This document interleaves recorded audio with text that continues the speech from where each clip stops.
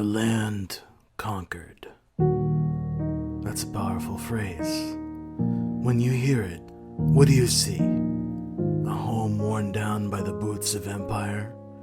A people torn apart by strife, or bowed and bent by oppression? That's what they want you to see. When they conquered our home, the empire thought they had taken everything from us. But what they don't understand is, the more you take, the hungrier people get.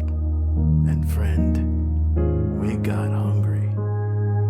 When we had lost everything, we found each other. We found ancient truths and forgotten poems and stories that told us who we used to be. Together, we drove out the conquerors. Now, our home, our haven, is a land reclaimed.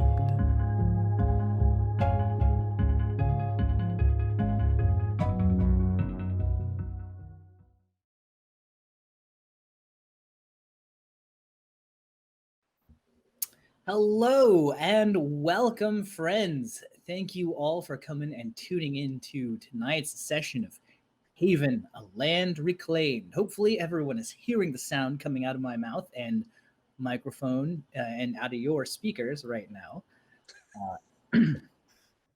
If not, I'm sure you'll let us know soon enough. But in the meantime, I hope your Baja has been blasted. I hope you've got your Halo branded monster so that you can get some serious gamer fuel for tonight. I want to know how everyone's doing. What's your KDA like? You know, are you support main? Are you running aggro? You know, you trying to carry mid? Whatever the case, we're glad that you're choosing to spend your Wednesday nights with us. As you note, Kevin is being played by the Void, but only for a little while. Kevin will be joining us shortly. In the meantime, the empty void where Kevin is represents the empty void in our hearts. Thank you all so much for joining us. Couple quick shout outs before we get to tonight's business. All Nerds Here is a community online, and like any community online, we've got a Discord where you can come and talk about the games, hang out with cool people, share your favorite memes. There's a channel specifically for Haven, where if you come and talk to us, we'll be obligated by law to make reference to it somehow in the game. You can also All Nerds Here is also sponsored by So Nerdwear, which is what the nerds wear. If you use the code RASSLE, RASSLE, you can get 10% off of any and all of your purchases. They've got some cool stuff. But for now, that's all the stuff at the top.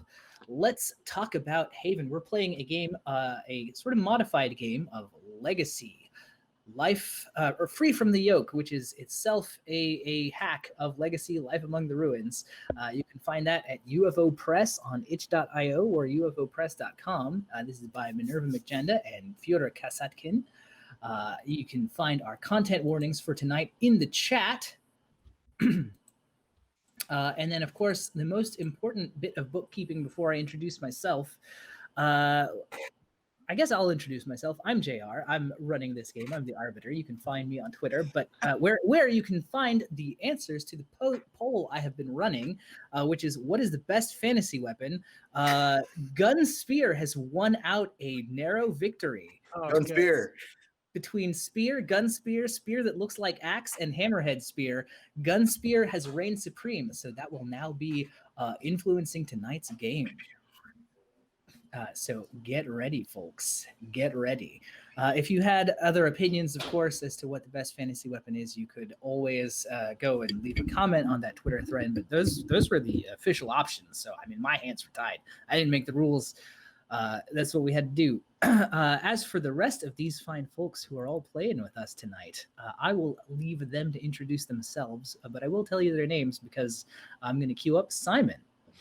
Hello, everybody. My name is Simon. You can find me on Twitter at Lucha Libris. My pronouns are he, him.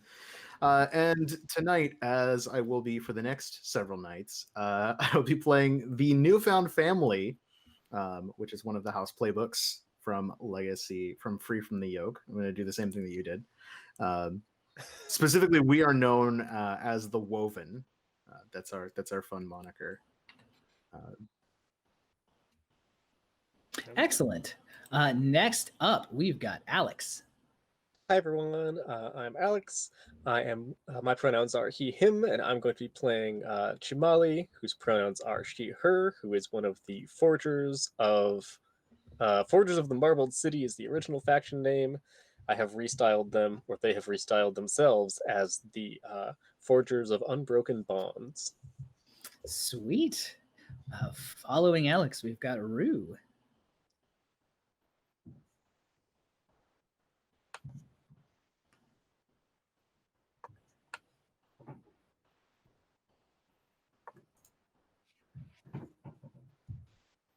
Oh, it looks like people can't hear Rue. Oh. Let's fix that. Hang on, we're vamping for technical difficulties. Or Rue does an amazing job producing this show and juggling several I should be here now. spinning plates. Can you hear? Can you hear me? Testing. I am Rue. It should be working. The little Sweet. thingy is going off. I'll take it away again from the top, Rue. All right. So, hello everyone. I'm Rue. My pronouns are she, her. You can find me on Twitter at Cherry Drop. My character is Vib, whose pronouns are also she, her, and she's a part of the faction, the Ashes of Prithvi, which is my version of the Teachers of the Ancient Truth. Ooh, fun times. And then last for now, but not least, Viditya. Hi, I'm Viditya. I I use he/him pronouns. I will be playing Mitra, who uses he/she pronouns. A person in the faction Sages of Cinder, which is my version of the Church of the Forgotten Lands. I was remembering everything just the word before. Jesus Christ. Totally. Mood. Wooed. Yeah. All right. And with all of the introductions out of the way, I think we're ready to begin. Shishya, when I received your letter, I was moved by your hypothesis that the land and its people are one. Certainly, when the Empire came and took our land from us, they took something immeasurable. The question that you, as you consider the relationship between the land and its people, as you consider what we have spent to regain our freedom, as you consider the costs that we have paid, the question I would ask you to keep in mind, which is what all of us Riverkin consider in our hearts. What song does the serpent sing? And is a letter from one of the sages of the river folk to one of the teachers of ancient truths. And it is a question that our heroes in the jungle might be considering even now as they hear the drums resounding in the jungle all around them and see signs that people are starting to move. But we'll leave them to consider that for a moment. While a world away, near the base of the Starfire Peak, a massive and ancient volcano where the spirits of the sky and the spirits of the ground try to speak to one another. We follow an entirely different hero. Here comes Chimali. And what does Chimali look like? Go ahead and describe her for us. Yeah, so I think my general concept for Chimali is looks like a cinnamon roll, actually is a cinnamon roll. She is probably in her late teens or early 20s. She is very cute. She's got a little snub nose and big eyes, long eyelashes, and she's got sort of curly black hair. Like a lot of the people in this region, she is sort of like Latine looking, so she's got dark skin that is probably further like tanned by lots of travel as she spends a lot of time going on diplomat missions. She is wearing very elaborate and like pretty not. She wouldn't call her clothing ostentatious, but people who don't like her might, I think. Mhm. On top of her like fairly standard like road traveling wear, she has a like one of those Fire Emblem Three Houses faction leader like half capes going off her shoulder. Totally. Um, Totally. it is like a very bright yellow, which I think is a dye that's not particularly easy to get. And it has like lots of embroidery and patterns going along it that presumably means something significant to her. Oh yes. And she also has a small tattoo under which eye is this? Her right eye, which is her maker's mark that all of the forgers have. So anything that is made by her also has that little sigil on it somewhere. Ooh. Very cool. Very, very cool. And who else is in your retinue? Because as I recall, many of your characters have followers and things like that accompanying them. Yeah, so she has a retinue of philosophers who hang out with her, and their tags are therapeutic and genial. So they are, just some cool folks from the Forgers who like hanging out and like engaging in highfalutin philosophy debates and stuff. Excellent. Yeah. How long has she known them? Like, is this a new situation for her, or is this like? I think probably she's known like at least one of them for a really long time. Like they've been friends for like many years since she was a kid or more of a kid. But I think maybe some of the other ones are like newly assigned to her now that she's being given some new, slightly more important, like actually go out there and sign some treaties and stuff type ambassador work. Nice. So I think she's fairly recently, like within the past couple of years, completed like the training that you go through for that. And then one last question for you, and that is, you wanted to call on the aid of the Arbiter, didn't you? You wanted to call for their agent to come and assist you. Mm-hmm. So that is a specific move, and let's go ahead and talk about that real quick. So when you call for the Arbiter's aid, your favor moves one step closer to 0. Whether that's positive or negative is up to you to keep track of. But the Arbiter has various agents that move throughout the land and reflect their own values, views, and goals and agendas. At any time we zoom into characters, you may call on the Arbiter's agent, who I don't play. That's played by one of y'all, and you're all are encouraged to kind of call dibs on the Arbiter's agent, which for this age is the Arbiter's soul. This is one who serves as a conduit between the Arbiter and the land. And I get to like tweak them a little bit as you design them, but this is up to you all. So who would like to play the Arbiter's agent, the Arbiter's soul? Could you describe it again real quick? Yes. So the Arbiter's soul is someone that serves as a conduit between the Arbiter and the land. They're like the Arbiter's sort of mystical advisor. They always have like meditative outfits with them. They have strong connection and mystical powers that only the Arbiter knows how to wield.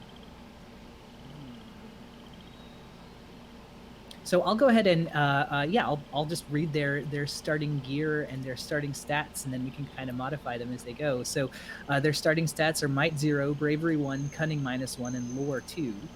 They have an outfit with meditative and practical, actually meditative and heraldry. They have a transport with mount and canny, so they have a mount all their own. Ooh, what do mounts look like in this world?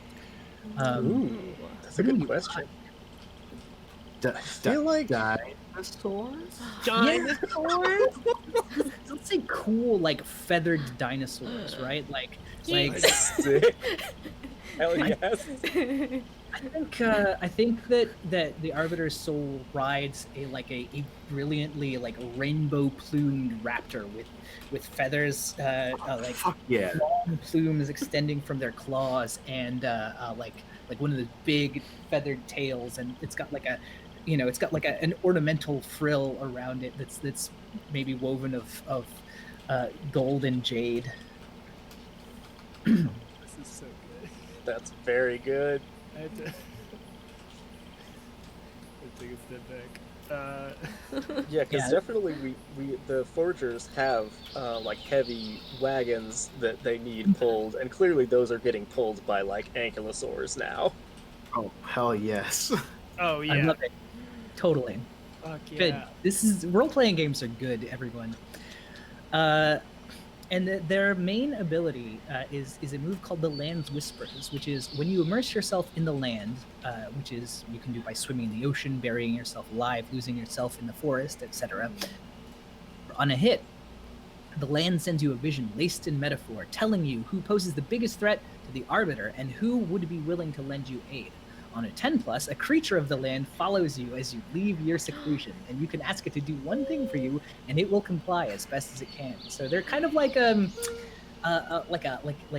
steeped in nature power. Nice. Little Yeah. pets. Speaking to anybody? Yeah, is that jumping out at anybody?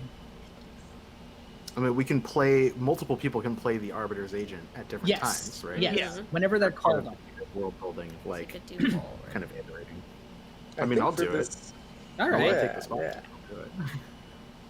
I was gonna say I kind of want them to be like kind of a little bit creepy, and I feel like you would be well suited to deliver that. Like they're populist, right? They're like common folk that have been given Mhm. powers by the land Yes. itself. But like I imagine that makes you a little disconnected from reality. It's true. It's true. JR, do you have a vision for who this particular agent is?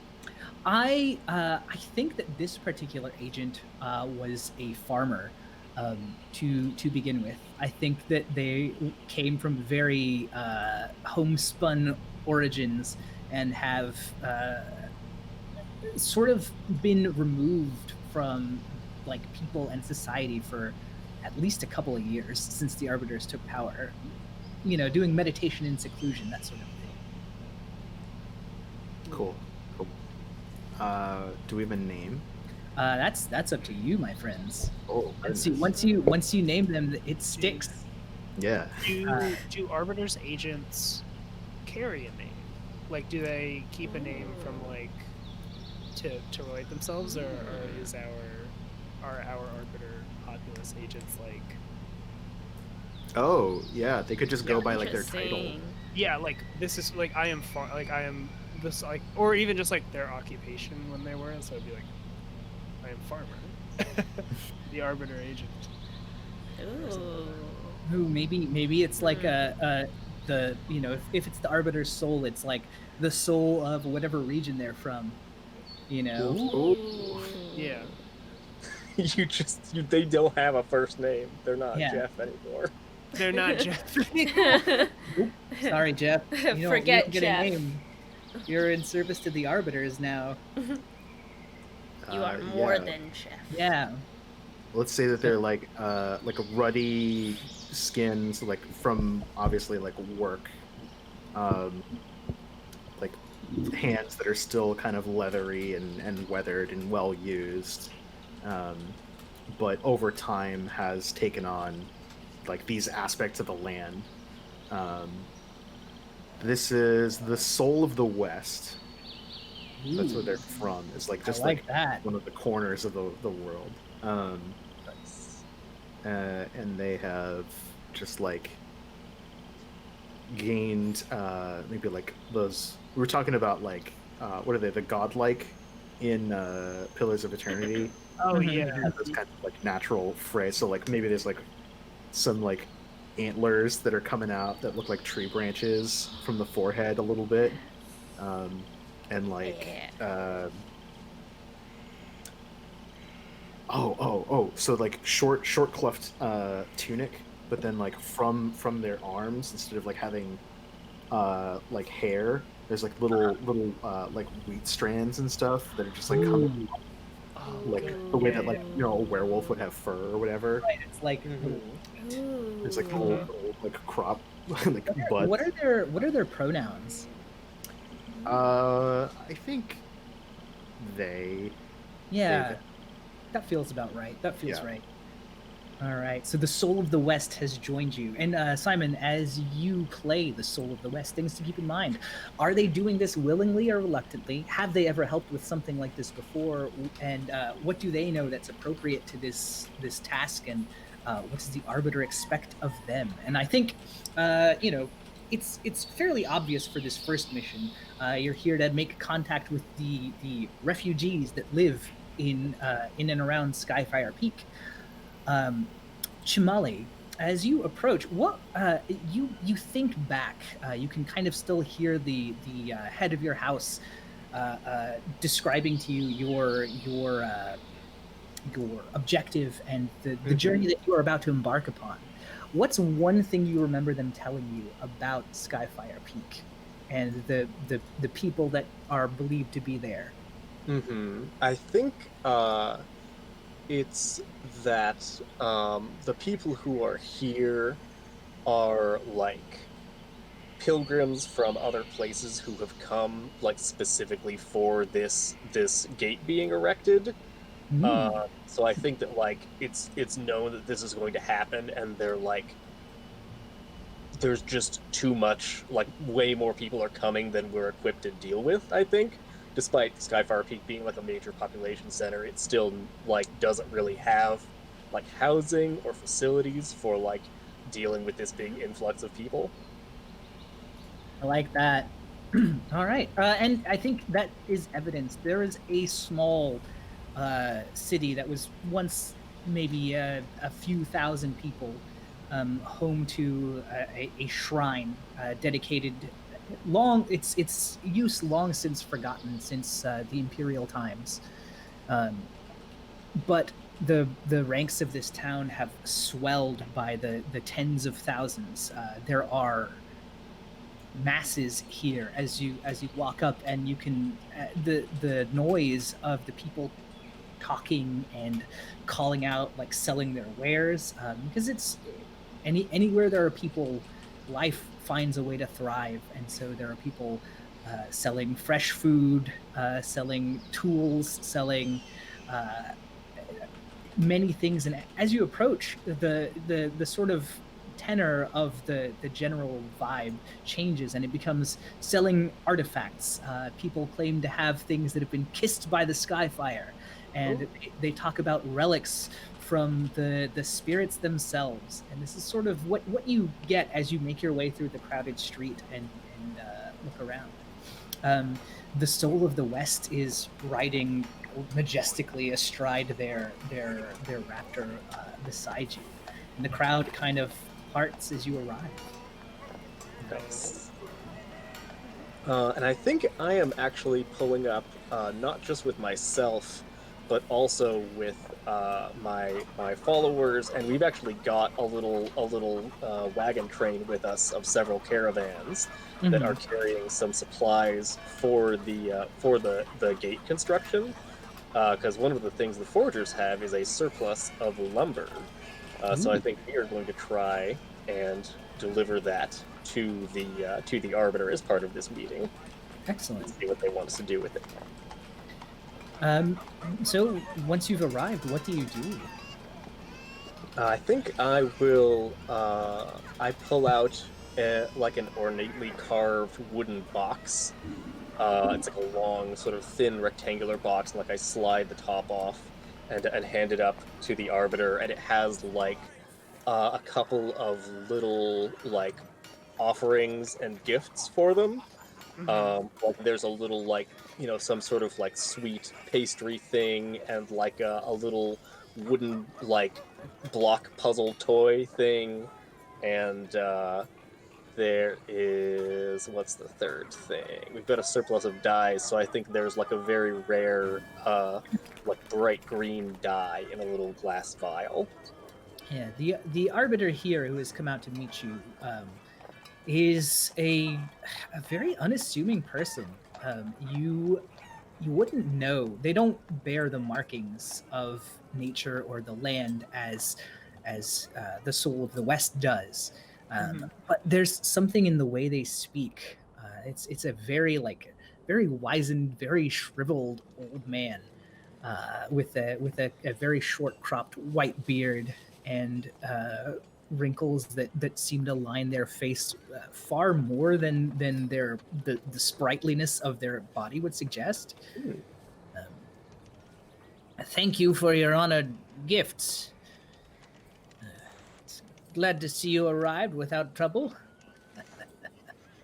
Yes, of course. We have, managed to reach our own lumber yards and back to here with no trouble at all. When traveling in one's own backyard, one can be assured of safety. And the arbiter nods to the soul of the West.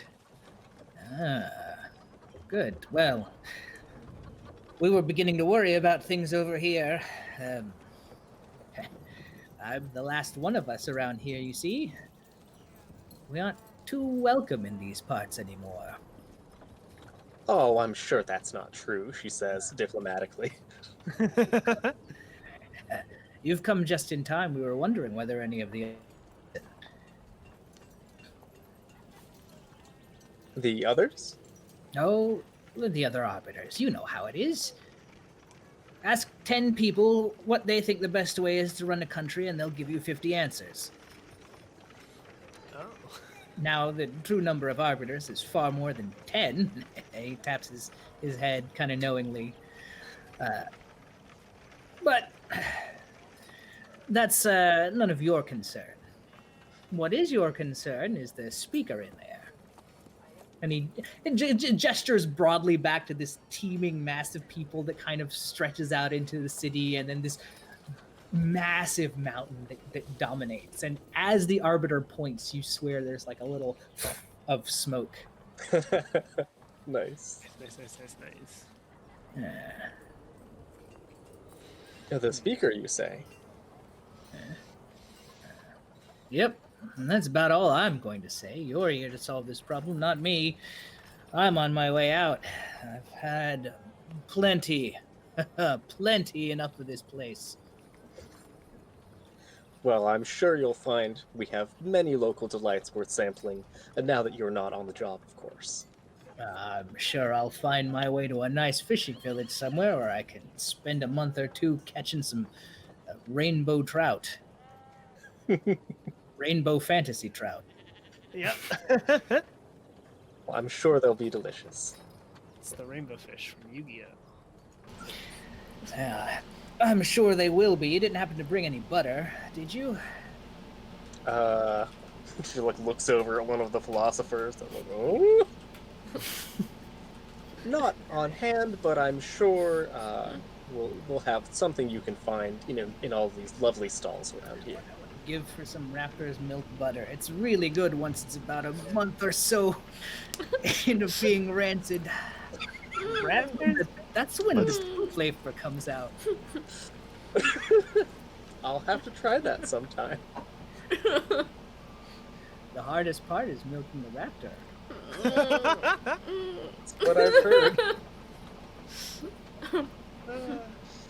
And then the arbiter looks at the soul of the West and makes like a long and meaningful eye contact. And I don't think, Chumali, you hear what is said.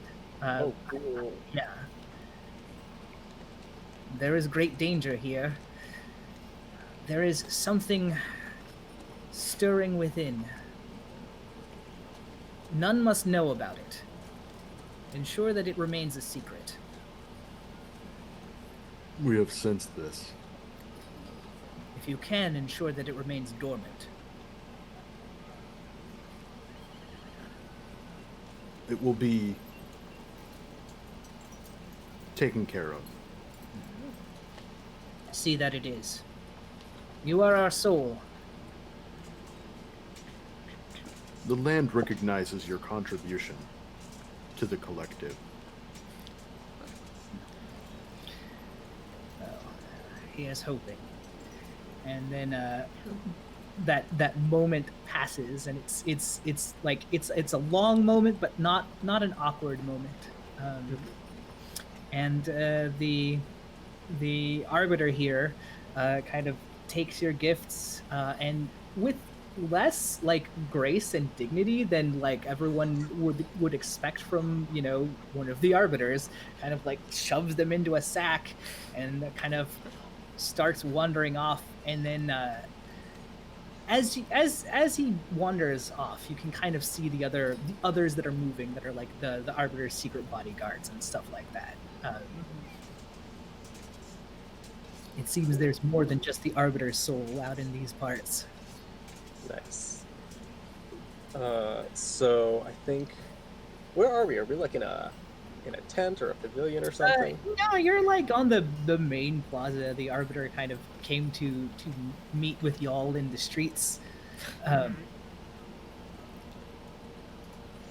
Cool. I think I will invite the Soul of the West into one of our wagons. We have like the nicely appointed guest receiving wagon, as you do. Will it make you more comfortable if I ride with you? My mount is more than sufficient to travel. Oh no, this is just to get us away from the dust of the road for our conversation. I wanted to consult with you on a few matters. If that's acceptable, of course.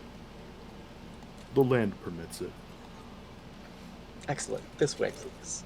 And we can take care of your beautiful friend here. And I think as she's coming up to the raptor, she does the traditional greeting that you do to put dinosaurs at ease, which is to like sort of bump your forehead up to theirs and like sniff them, and they sniff you back. Canonically, the dinosaur smells delicious. It's got sort of like a nice fruit scent, like a slightly sour fruit. It's great. Nice. I give it a little pat on like its little eye ridge, like its eyebrow part. It likes you. As one of your philosophers comes up, it does not like them. And you hear the like as he like takes the reins and just kind of looks at you like, what do I do? If you approach it as an inferior creature, it will not treat you with respect. You must see it as equal. All things in this land share status, such bounds that we once knew. Noble, commoner. They are illusions. A philosopher of your rank should understand this. Oh yeah, no, everything's an illusion. Nice raptor. Nice raptor. Do not lose sight of this. The things you see before you are as real as any emotion you will feel, and as the blood that runs through your veins. It is merely the idea that you are superior to anything by virtue of your elevated sapience that is the illusion. I never thought about it like that. In time, when you respect the land, you will see. Oh. I have been invited inside. He climbs into the wagon. Oh, I love it. A bunch of other philosophers come by and like just start like patting your back. It's like, like oh my god, I'm so sorry. Don't mind. They're always like that. It's the initiation. When I begin playing the soul, the playbook says, I must say how the Arbiter's connection to the land is endangered by something here. Right. Oh, Which I think Dad. we alluded to already. We did. Right. But if you want to say something else, by all means, please. I don't want to step on your. No. Your bit. You had an idea here, and I want to roll with it. All right. There's something about like, this is vague enough. The energy signature here, right? Because the whole point is that this is where we're going to be building one of these gates. Mhm. So there's like a flux state, where it's like the soul's connection to the land here is like all wibbly wobbly, where like you can kind of get hints of like what the land wants and like work some of their powers, but it's like it's definitely, they know it's not going to be consistent, and like there's something that's keeping them from like reaching all the way in. Either something's suppressing it, or there's like a void, something's creating a void. Mm-hmm. Yeah, I think that's very good. I think that's very good. Inside the wagon, which, as you've described, Alex, is a beautiful guest wagon. I imagine it's got like a conference table in it. Yeah. I think maybe there's no table, but there's like a series of different little chairs and stools and pillows and like fainting couches and stuff. It's So like that it's like a everyone can lounge. comfortable. Yeah. Yeah. Many couches. How many ankylosaurs are They're out. here in this thing? Just slap the roof. This bad baby can fit so many ankylosaurs. But it's got so many couches in here. You won't Stacks even on stacks of compsognathi. Mm. So I think I serve you some. What do we have for refreshments? There's like a Mexican style hot chocolate. So it's nice and bitter, which I don't like in real life, but my character likes it. She thinks it's great. That's role playing, baby.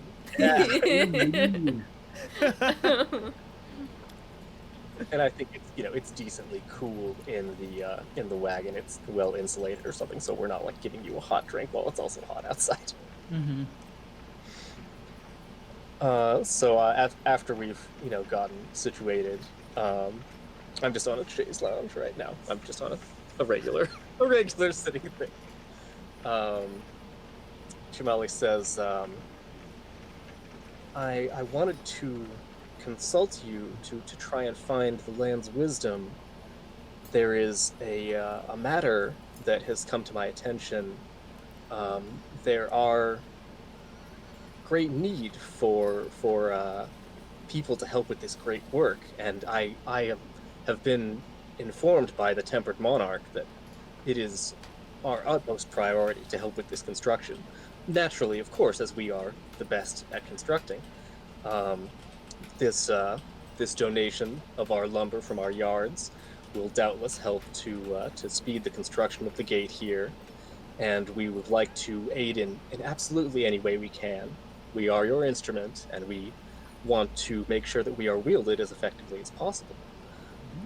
One route that I might take is to make an entreaty upon, and because she's a good diplomat, she doesn't actually grimace when saying the changers of coin. They are a faction that I understand has found some favor with the Arbiter's Court, and it appears that they have a great deal of mercenaries and other laborers in their employ who are currently not serving the land at all. And I had thought if I was able to get some sort of a mark of authority from you, we might be able to recruit and to train them as laborers to aid in the construction of the gates. I think with our hand guiding them, they could be very efficiently used to complete this work. You wish for my permission to speak with them and to contract them as additional laborers.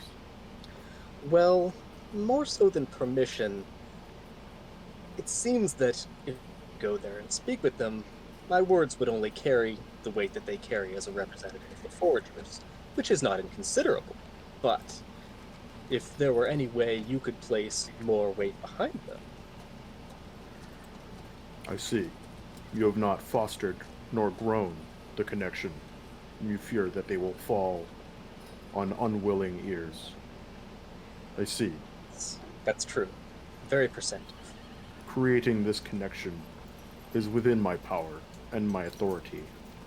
Of course, the land recognizes the contributions of the forgers in days past to the cause and to the collective good of the land and its people. The land asks, then, in what exchange you will provide for this service. Let's see. What will I provide in exchange? Is there any move that would help with that? Well, there is at least one move that I can think of. There is a move called the right tool for the job, which is when you use one of your surpluses to solve a problem. You just erase that surplus and solve that problem. Mm-hmm. If you want to give something. But while we're talking about moves, there's another move, since you've been delivering this lumber here with you, which, as I recall, was collected somewhere before. Yes, it was collected here, fortunately, because this is our perfect. capital.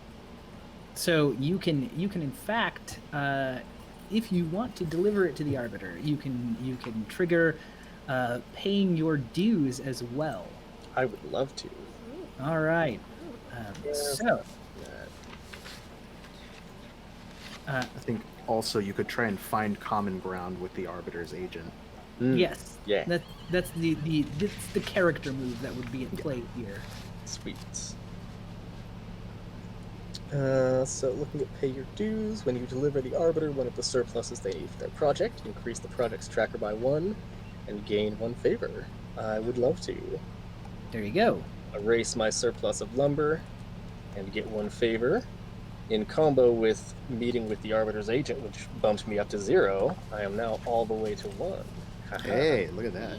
That's what we call cowarding. These materials will suit the task at hand quite well. You've done well to provide this for us. Oh, it was only a small gesture, the first of many. As we are sure. So I think I will. Actually, this might be kind of cute. I have a specific move to my playbook called One of Them. When you mimic the customs and mannerisms of the people you're dealing with, roll plus cunning, and I can like put them at ease by doing that. Mm-hmm. Nice. That sounds kind of cute to do, because it would be fun if the Arbiter had a little mannerism that I could mimic. Pretty good. Yeah, go That's ahead awesome. and roll plus cunning. Nice. So as we are chatting back and forth, I am like observing their body language and the way that they speak and seeing if there's anything that I can pick up on with my trained diplomat's eye. Oh, and that's an 11, baby. Hey, baby. Yay. Nice. All right. Starting strong. So on a 10 plus, you duplicate their manners effortlessly. They're set at ease and will trust you and consider your words. And if it had been a 7 or 9, something would be lacking in my mimicry, and they might appreciate it or resent it, depending on the individual. Mhm.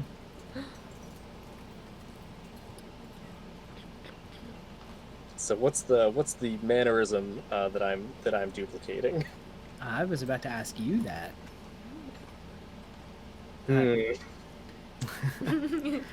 I imagine there's so much like selflessness Mhm. in the way that the Arbiter's agents speak. Mhm. And there's like a little bit of that like galaxy brain kind of perspective of like 2 generations from now, what's this going to look like? Nice. That's cool. That I think you're able to pick up on, like, not just like in terms of like ways of speaking, but just like the perspective that is brought to the conversation, I think changes to be like more abstract. Nice. That's cool. And like also physically, I think like maybe you're mirroring like there's like sort of a stillness. Mhm, Like the yeah, Arbiter's for sure. soul doesn't speak with hands or anything like that. It's just like, Mhm. well, Yeah, I say what I need to settle say, and then that's it. Nice. And like maybe not needing pleasantries, which for a diplomat might actually take some effort. Right, for sure. Yeah, so I think that I think I also we'll see how well I do this as a player, but I think that Chimali stops using like I pronouns. Like she doesn't say I'll do this or I'll do that. She starts saying like, oh, we'll do this or we'll consider that. Like centering herself less. So she says, yes, we would do well to consider what can be exchanged for this support, and I think that's not something we need to arrive on immediately. Let us talk and think for some time and see what we can figure out. I don't think, a tree does not grow in a single day, and doubtless there will be many different avenues to consider in a weighty decision such as this. The wind is turned. There is a difference in your speech. It is as though you have spoken with the land before. We were not aware that an envoy from the Forgers would have such awareness for what surrounds them. The land's blood flows very near to the surface here, and those who take time to listen can learn many secrets.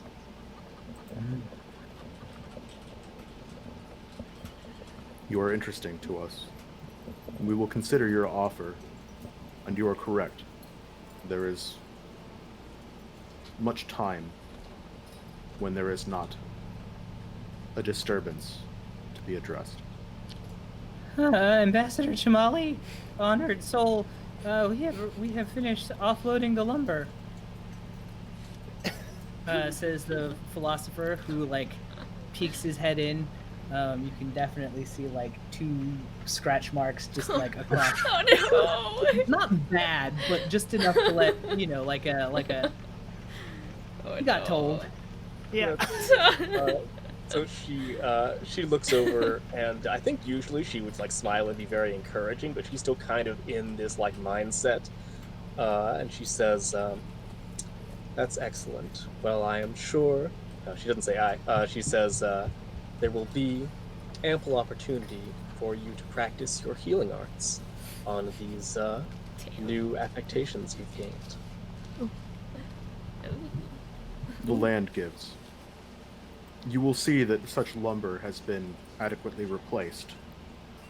Saplings must be sown at the site of harvest, if they have not already done so, such that it may be provided in future generations. Let us go.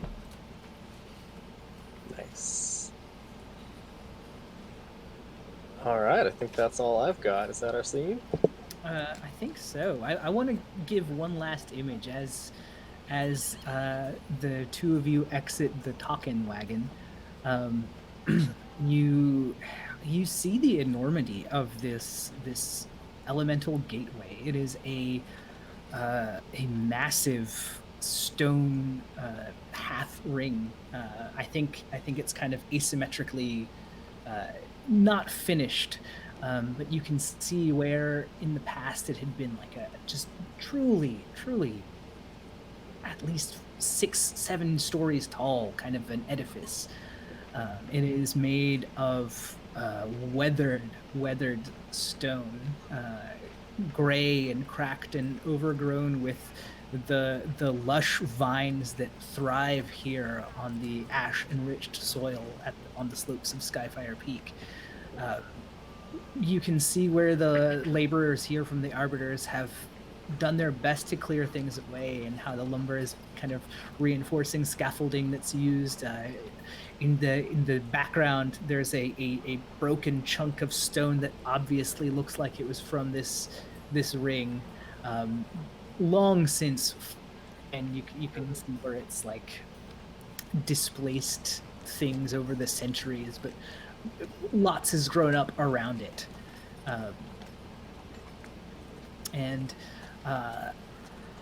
As your laborers finish unloading the lumber, there's a small crowd that's come to gawk and stare, but we'll leave them for next time. Nice. Oh, I have half. a little moment of an image too, actually. Go ahead. I think as we're seeing this, we get like a shot of Chimali's face as her eyes are like narrowing and she's looking at it, and then it cuts back and we have like her architect vision as we see like an overlay of like scaffolding rising up and like the outline of the ring being finished, and she sort of smiles and nods to herself. Yeah. Half a world away, under the architect vision of an entirely different person. The war camp of the Woven is being watched through the eyes of someone in the jungle who is now disappeared into the foliage and is no more than a passing shadow. But Mithra and Vib, as well as Quatemok of the Woven, the Woven military commander, are all kind of gathered. I don't remember if we described any of these characters, so let's do that again. So let's start with Mithra. Oh yeah, I never described my character. Mithra is she's tall, and goddamn, I've been like kind of doodling. Okay, Mithra's like tall and what are her goddamn words? Sorry. Masculine eyeshadow, youthful face, laughing eyes, and slight body. I think like the most striking thing about Mithra is like she's got like copper skin, and like charcoal black hair, and like I said before, she's like devoted herself to the fire and the soul of the Agni Kosha religion, and so that kind of manifests in her body. Like some people who have reached certain levels of like enlightenment or whatever kind of start to manifest, and I know we've talked about like we can have like variations. Everyone's not just human all the time. So I think like he's got like very long hair, like hasn't cut it almost ever, like you can tell, and at its tips and like at the ends of strands you see like smoke and ash flying off, as if like it's burning like incense, and his eyes are like the color of his eyes dance like flames. Ooh. Yeah, so they're like shifting and those like candlelight color. Very cool. Also, I think worth describing is your sword, your blade. Oh yeah, as mentioned before, we have two sects of our religion basically that live in tandem, and those who are of a high status in the Agni side hold these giant, like two-handed, like impractically sized swords. This is like anime sword sized shit, that are like carved. I think they're like a ram. Yeah. Ram Dao is like sword, yes. But like huge. That's the kind of shape, but they're like giant. And they have like bells all over them, and so it's meant to, symbolize like you have to carry it around. You are always tethered to this world, and like you are always aware of your physical presence. So like Mithra's like walking around with this, holding it, and it's heavy, but like they're also like it's not unwieldy. Like this isn't. It's more unwieldy than it is heavy, I should say. Is the point? Yeah. Cool. That's what it is. And Vib. Sorry, 1 second. Oh, of course. Let's talk about Quatemok then. Yeah, he's a quick character, which is a great element of this system because it lets you play people that are not your Age's main character or main representative in these scenes when you meet them. So he is a rival to Shochi, who is my main character, who's the Factor. She's like the spy master for the Woven. Quatemok is aware of her and doesn't like the way that she does things. He's much more direct action. He is masculine with a scowling face, squinting eyes, and a muscular body. He is clearly the veteran of many engagements. He wears the kind of a more vicious-looking version of the half mask that all of the Woven wear to protect themselves from the spirits of the above ground, and armor. I think it's probably some kind of like dark iron, hammered iron, maybe with some jade insets in the chest. I don't know, probably into some kind of pattern, maybe like a Animal pattern or something? yeah, like a bird. Ooh. Like an eagle pattern. Ooh, that's good It's like stuff. a big, yeah, like we'll go full Space Marine, right? It's the eagle in the chest, but in jade, over this hammered, like dark iron with love it. cauldrons. I love it. I love it. Very Yeah, good. that's his deal.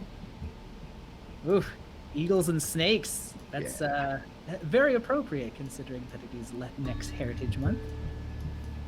Oh, yeah. Sweet. And then Rue, are you ready to talk about Vib? Sure, I can do that real quick. Excellent. Sorry for the Oh, that's slightly fine. crazy videos, What? y'all. We're We are in. each other at the moment. Simon, oh no, sorry, Rue, you're good.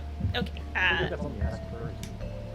So Veeb is an 11-year-old girl. She's one of the younger members of the Ashes, but she was already being prepped to take on a leadership role, so she kind of just swooped in.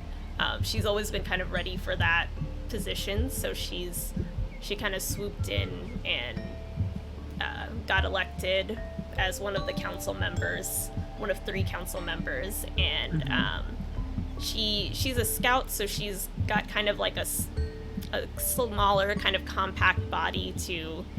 She does a lot of climbing and a lot of like climbing up trees and scouting in that way. And her outfit it's kind of folded up into pants, but it's like a skirt that she can kind of tie up into pants as she like needs to kind of like rough around in the woods, but then when she needs to be a little more of a leader, she can kind of undo it and be a little more diplomatic, I guess, a little more professional in her outfits. She has short hair, like darkish earthen skin, I guess, like kind of a darkish toned to her skin, and she has a little clay pot that she keeps very close to her in her pocket, on her belt, that she never really like. Sometimes you might see her reach towards it just to make sure it's there, and then, but she never says anything to anyone.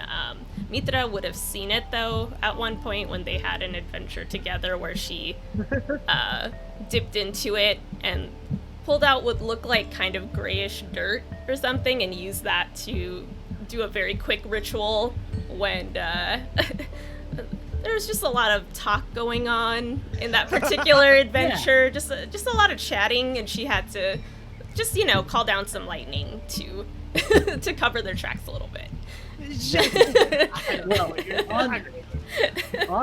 on that note, I want to just say thank you so much, Rue, for producing the show and also playing in it, while also juggling. You all can see some of the many plates that Rue, as a tireless producer, must spin at once. Give us just a moment while we undigitalize ourselves. It's almost fixed now. But I think. Oh no, Kevin's gone. Yeah, no, I will add him in a moment. Look at that. Not all even. is well. There's what's the opposite of an F in the chat? Harmonicas in the chat. Chat. Lightning dogs in the chat. Fighting. Whatever you got, put them in the chat for Subs and Rue. donations. High voltage Subs and emoji, bits for the dog. Yeah, audience. subs. Yeah, Kevin's right. Subs and donates for Rue in the chat. Yes. Subs and dubs. Won't recommend it to the show unless you pay for it.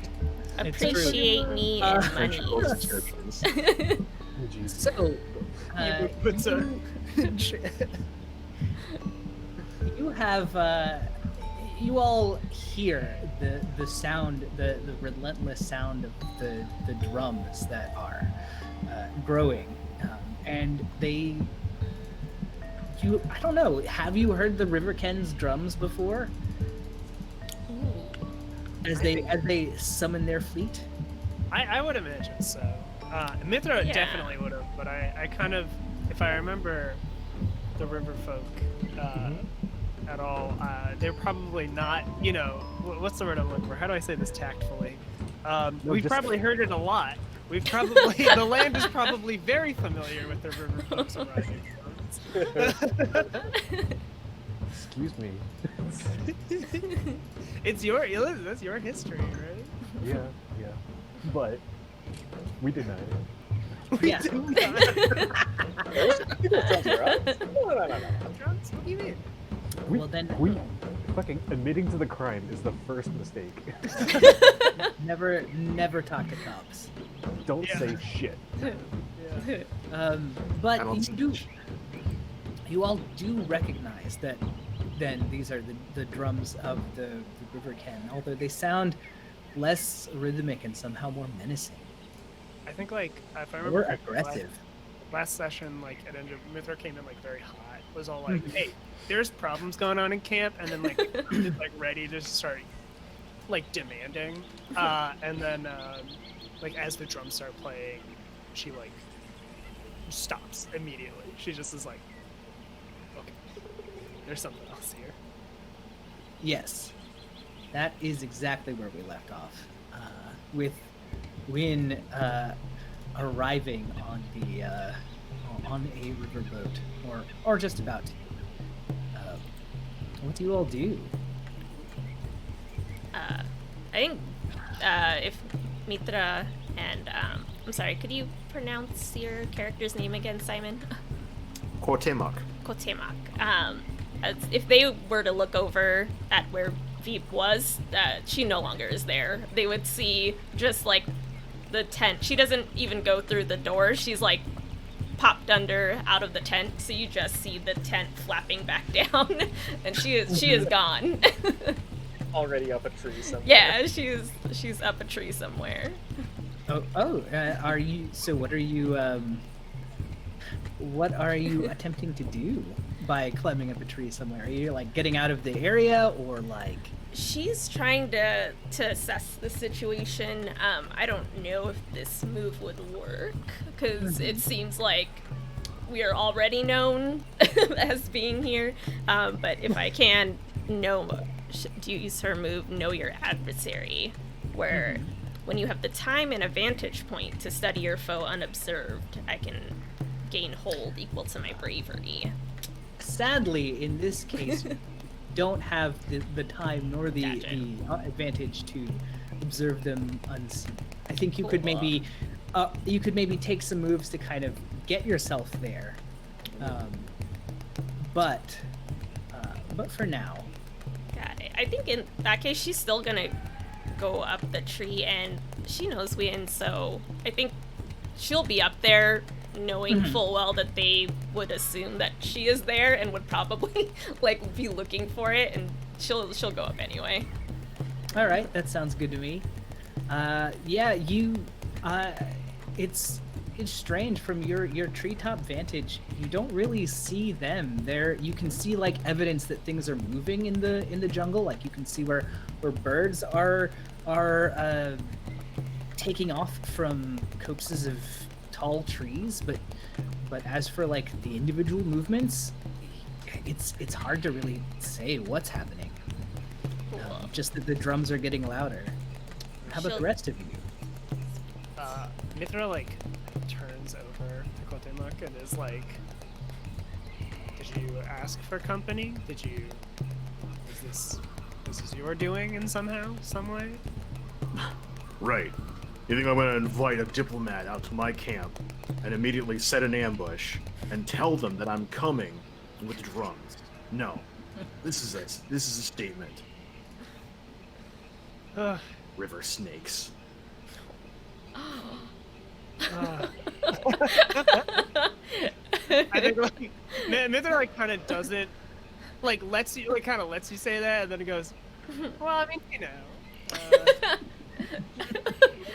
Snakes can be cool. I mean, God, let's just hope. Let's hope things aren't doing so hot. We can't. And then like I think we'll try and like put a hand on your shoulder, and we'll be all like, I really need you around for this one, okay? Since Phoebe has abandoned you.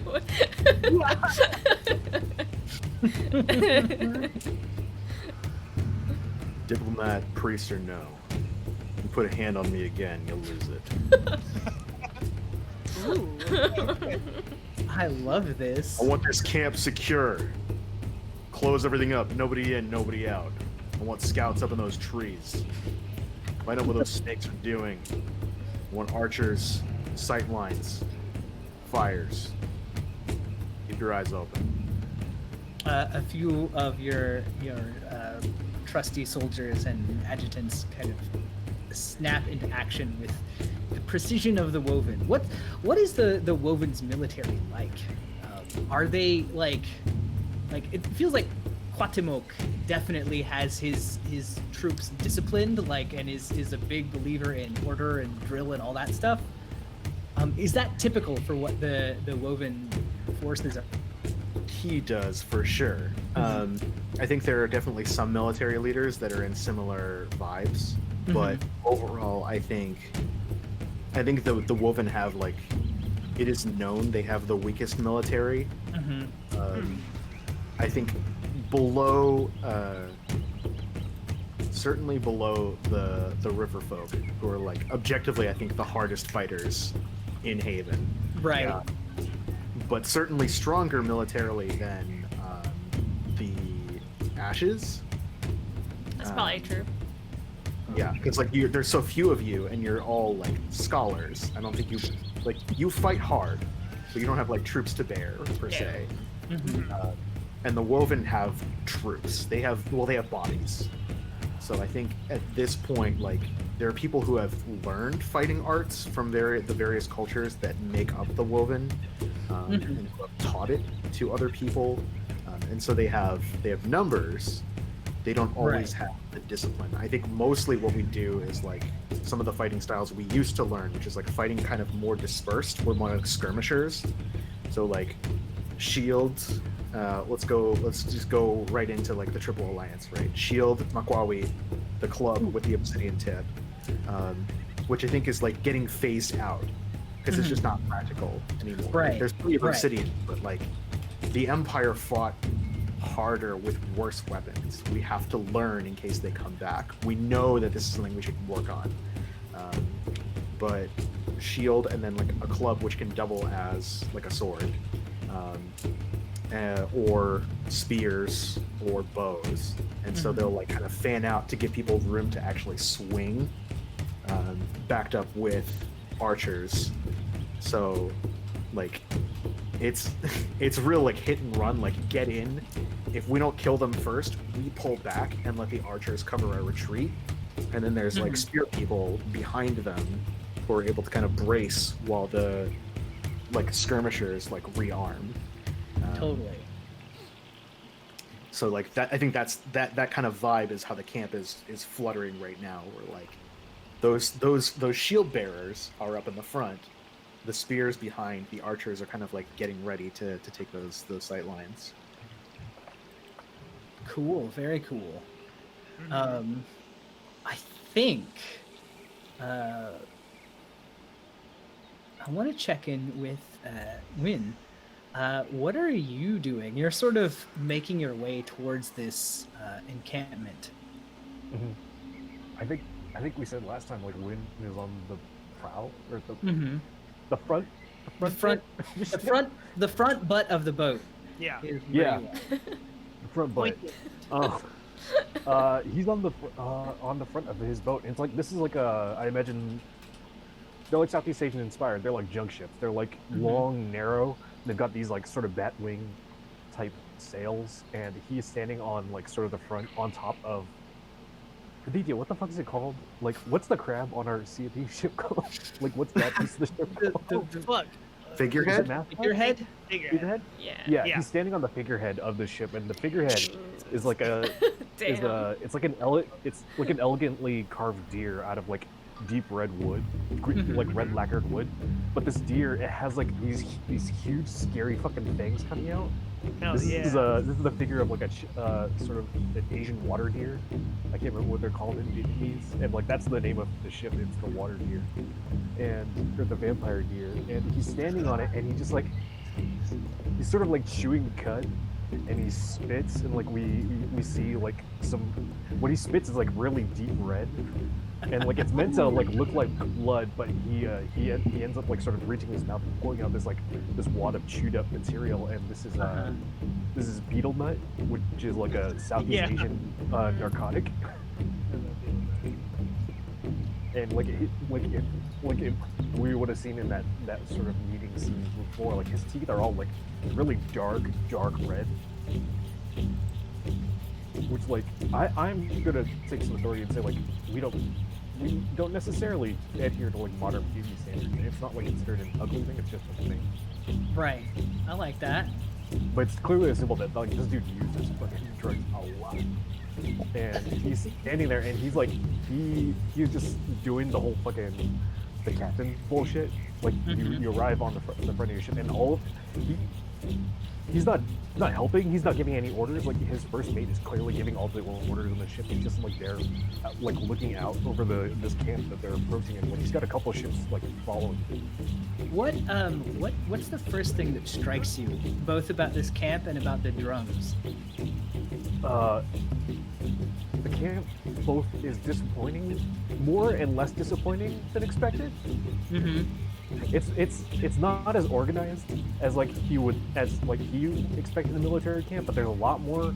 There's obviously some soldiers and some forces here which he did not expect, or they did not expect. And they bring to bear while they have been sort of commissioned to bring to bear their force, they do not know the nature of these people in this camp. So they got like the ballistas on the sides of the ship. They've got like the cannon ports open on the side, and like they're approaching like just ready. Excellent. And what's the first thing that strikes you about the drums? Not our drums, right? They sound very like them, but I think they're not. Yeah. Yeah, I think what it is like they have a much like. How do you drum in minor key?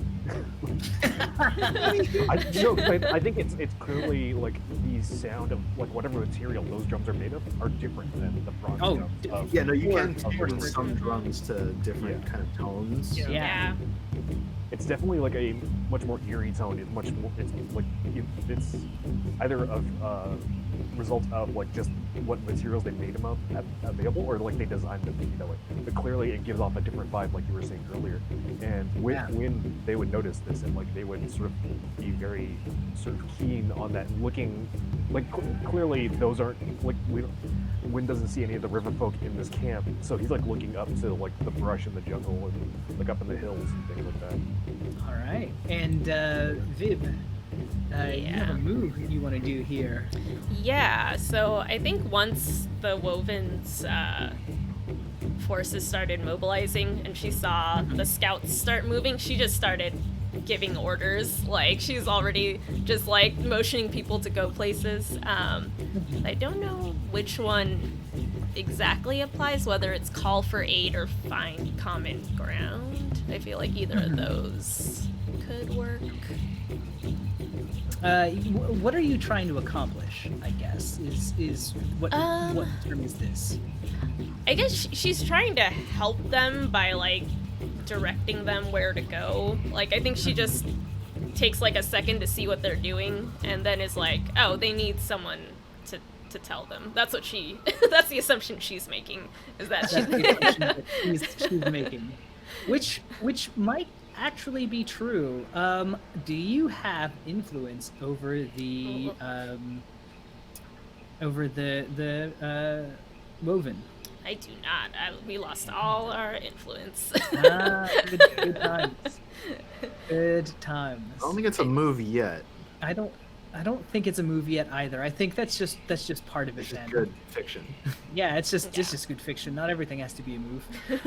I think between the lot of you, the scouts kind of give up a hue and cry, signaling they've spotted something, and that's when around the bend comes one of the Riverken ships, ballistas loaded for bear and kind of bristling and ready. I think Veeb would We heard y'all start. talking shit. Veeb would start like jumping from tree to like become visible to them because she's I'm assuming she can recognize Wynn's ship. So she's like. I think Straight up jump on one of my ships from like, both Wynn and Vib are in the perfect position to kind of see what's about to happen, or kind of know what's about to happen, as arrows, feathered with brightly colored feathers, and tipped with obsidian arrowheads, come sailing out of the jungle towards you. What do you all do? Veeb Coward. would look towards them, and then I feel like she would know that these aren't quite what she's used to from the Riverken, and would make eye contact with Wynn to be like, are these don't feel like they're yours.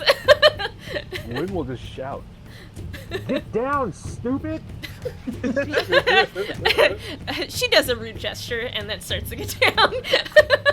And Wynn will just dive off the bow of his ship, unable, there's no cover near enough for him or them on the figurehead, so he just dives in the water. Mm-hmm. Oh my god. Then I Perfect. get my own character pronoun. Perfection is something you constantly strive towards, and pronouns are an active choice that we make. Oh my god. Shotamak is already pushed out of the tent and has seeing the arrows fly out, is just barking like, "Brace! Hold! Shield!" It sounds like in there somewhere is a disarm when you use quick action or heroics to de-escalate a dangerous situation. Yeah. The dangerous situation being the arrows flying towards you, and the quick action being what you've all described. So let's. I think Wynn's probably up at the front, the one that maybe should make this roll. Yeah, I imagine that they're targeting the big ships with the guns and the arrows. That'd be the smart thing for these cowards.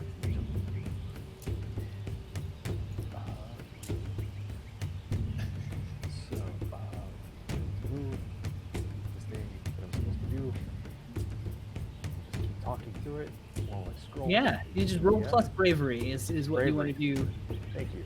Yeah, Wynn's brave, one hopes. Or mighty, Or both stupid. are. Yeah, well, same difference. Certainly not morphing, but Potentially. Oh, not yet. When's Wynn gonna become a vampire? Episode 3. Get bit by a vampire deer. When we get a Zord. When do we get a sword? Yeah, that's episode 4. Stay tuned. Who's got Wow. the flute Bravery. dagger? We're gonna speedrun everything we wanted to do in our last show together, so that we can start doing all these we already stuff. started with the next. So What have Yeah, you we- wanted to do? Just We gotta We're, go to a convention. We gotta have a beach episode. We're using we're going for the 100% completion, but we are using glitches and That's This is a two- pretty two- accurate. It's pretty good. yeah. How's that bravery looking? Win. like that. Get All fucked. right. What did you get? An 11. Ooh, very Hey, nice. baby. All right. Yeah. The you you dive out of the way. The arrows kind of shatter on the ship. I think Quatemok, your quick action is able to like rally your shield bearers to kind of get in the way, and those that don't have shields are able to kind of get behind them in time. And Vib, you're up in the trees, but even you kind of see an arrow like right below you. And then just as quickly as this assault came, there is silence.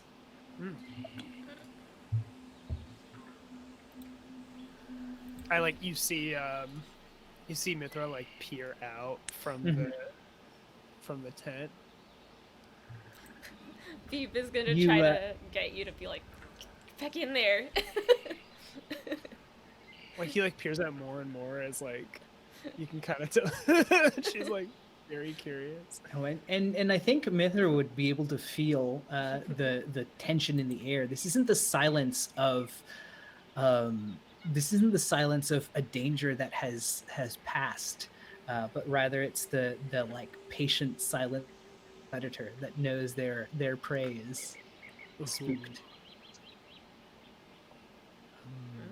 In fact, you Quatemok probably all know that, but slams off his shield that's already got like a couple of those arrows sticking out of it, and like starts storming towards Wind's boat. And, like yanks out that dagger that we carry, the jawbone with the obsidian yeah. tip, and just jabs it like at the ship's direction, gesturing while he's like yelling. I think like What's your angle here, rat?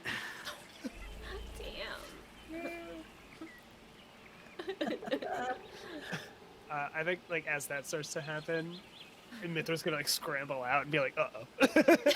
Oh, I thought you were gonna say Mitra surrenders. That would be great. Whoever's here, I surrender. Yeah. You can have me. Oh my god. I think Wynn will like swim out of the water, like in line with where you're pointing the dagger. I'm sorry, Simon. Can you pronounce the name one more time? Quatemok. Where Quatemok is pointing her dagger, and he sort of like just walks out of the water and sort of shakes his big coat, rinsing the water off of it, and they sort of fish out a bamboo tube from the coat, and they just chuck it halfway on the sands, halfway between themselves and Quatemok. It's like he bends down and he opens it up and takes out, I presume, like a scroll. Yeah, like a sort of commission of sort of, or like a treatise between the river folk, having been commissioned by Kotil. Shochi. Shochi. Was it Shochi that what? Yeah. Okay. I forget if it was like sort of a Grander House thing or if it was just Shochi. Oh yeah. Oh, so this is delicious. He looks at it.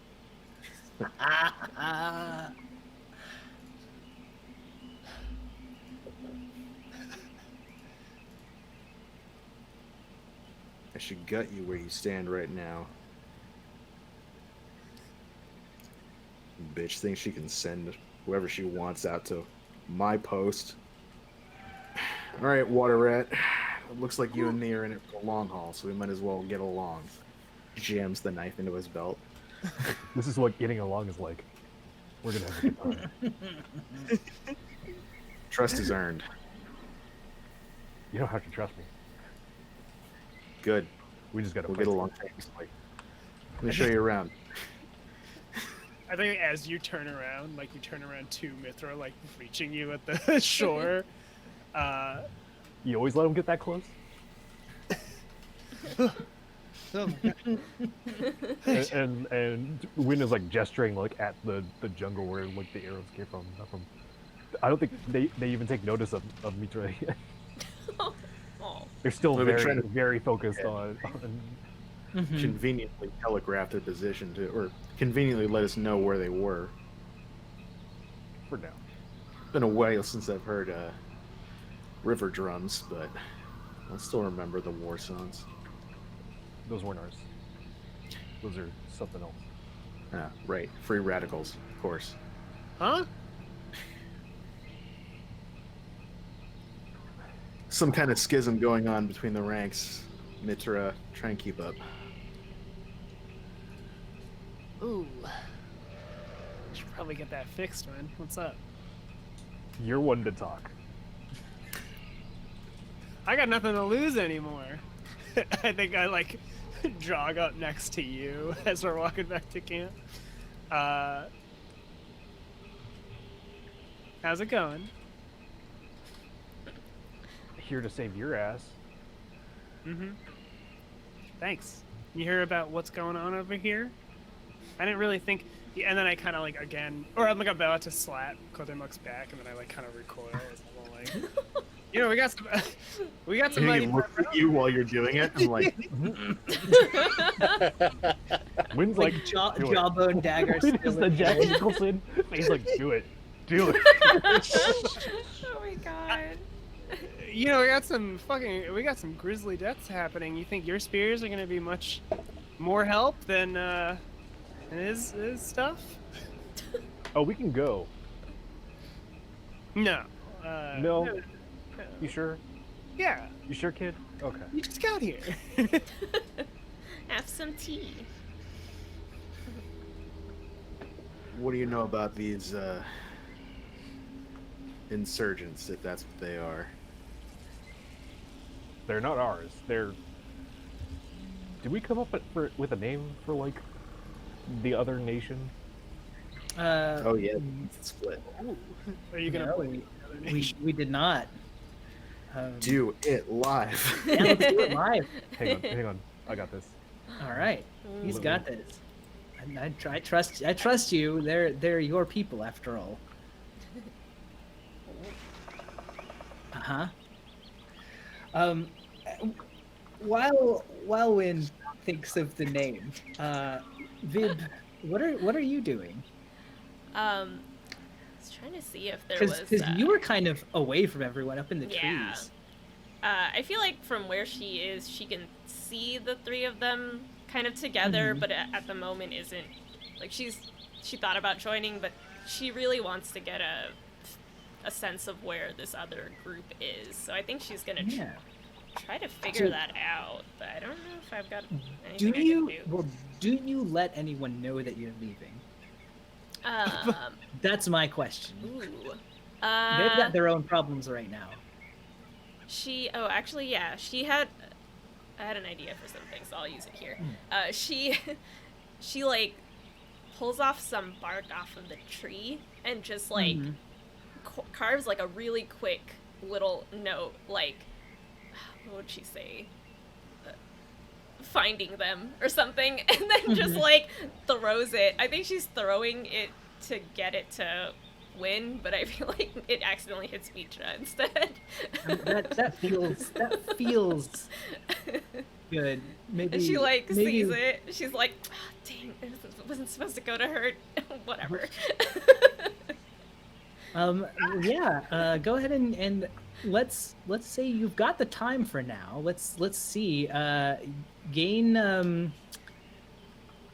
Go ahead and what are your scout moves besides the know your adversary one? The other one is Walker of Ancient Paths, which Okay, actually cool. might come into this because it's you're in tune with the land itself. When you meditate to sense the energy of the land, roll plus cunning, and if you hit, you have attuned to the terrain.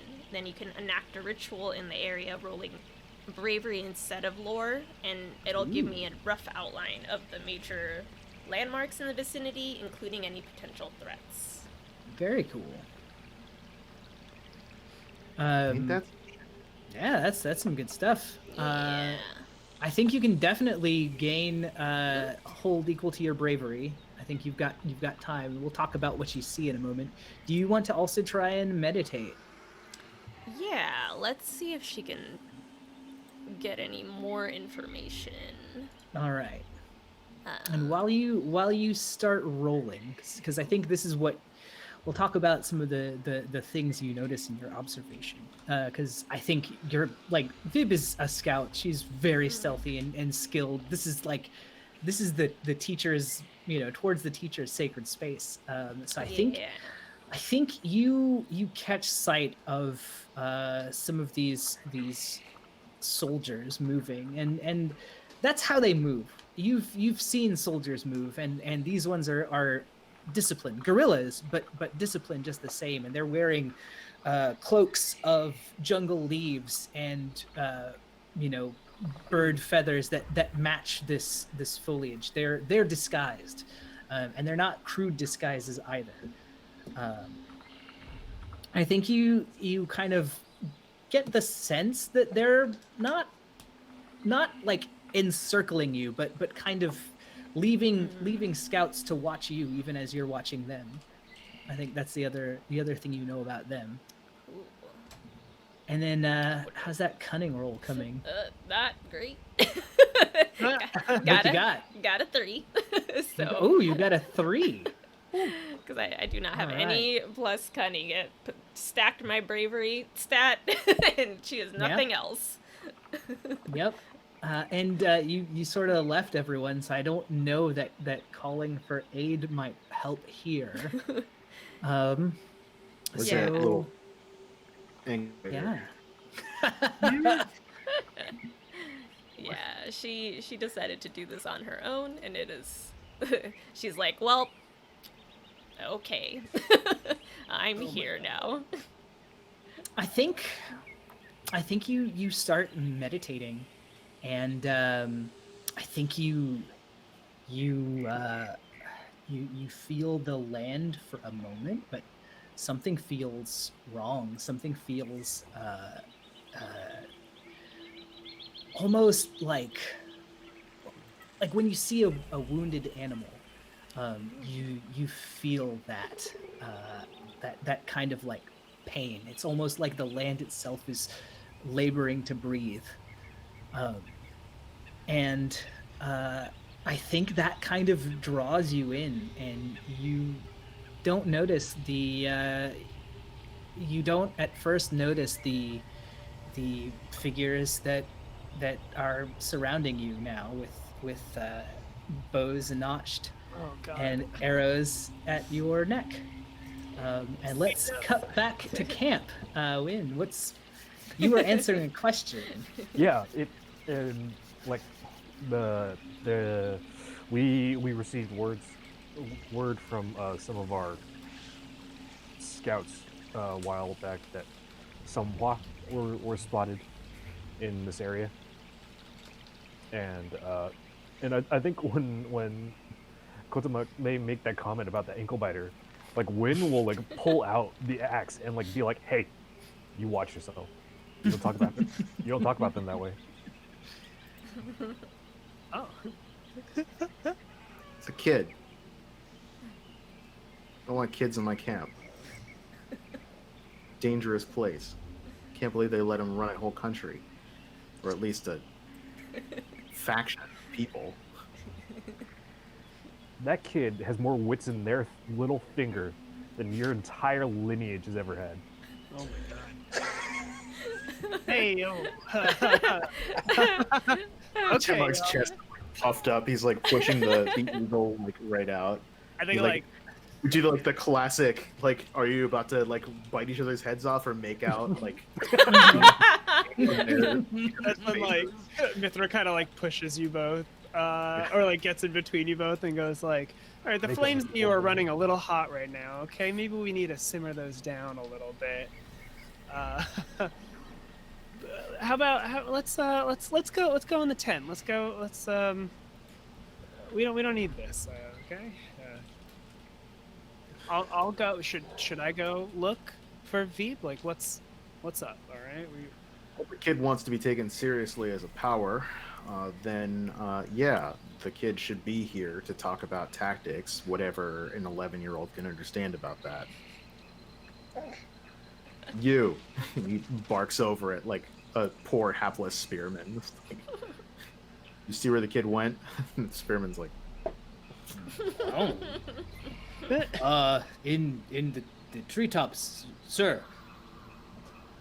All And right, he one kind of of you like can puffs himself up. one of you can go find the squirrel. Send a couple of people out there. I don't want anybody coming back to me and saying that I lost the leader of the ashes in the jungle somewhere because she decided to go out on a flower picking adventure. Oh my god. And I think that's where we zoom back out for the time being, with the leader of the ashes out picking flowers and in a spot. The flowers picker. Well, I guess Vib, I'll give you. What do you want to do now that you see these soldiers?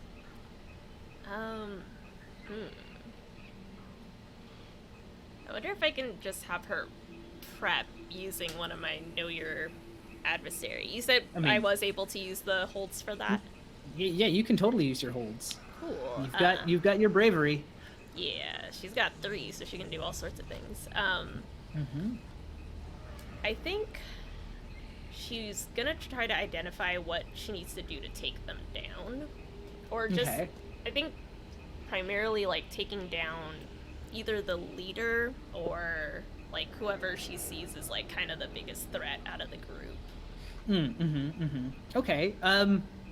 Yeah, there are 3 of them, and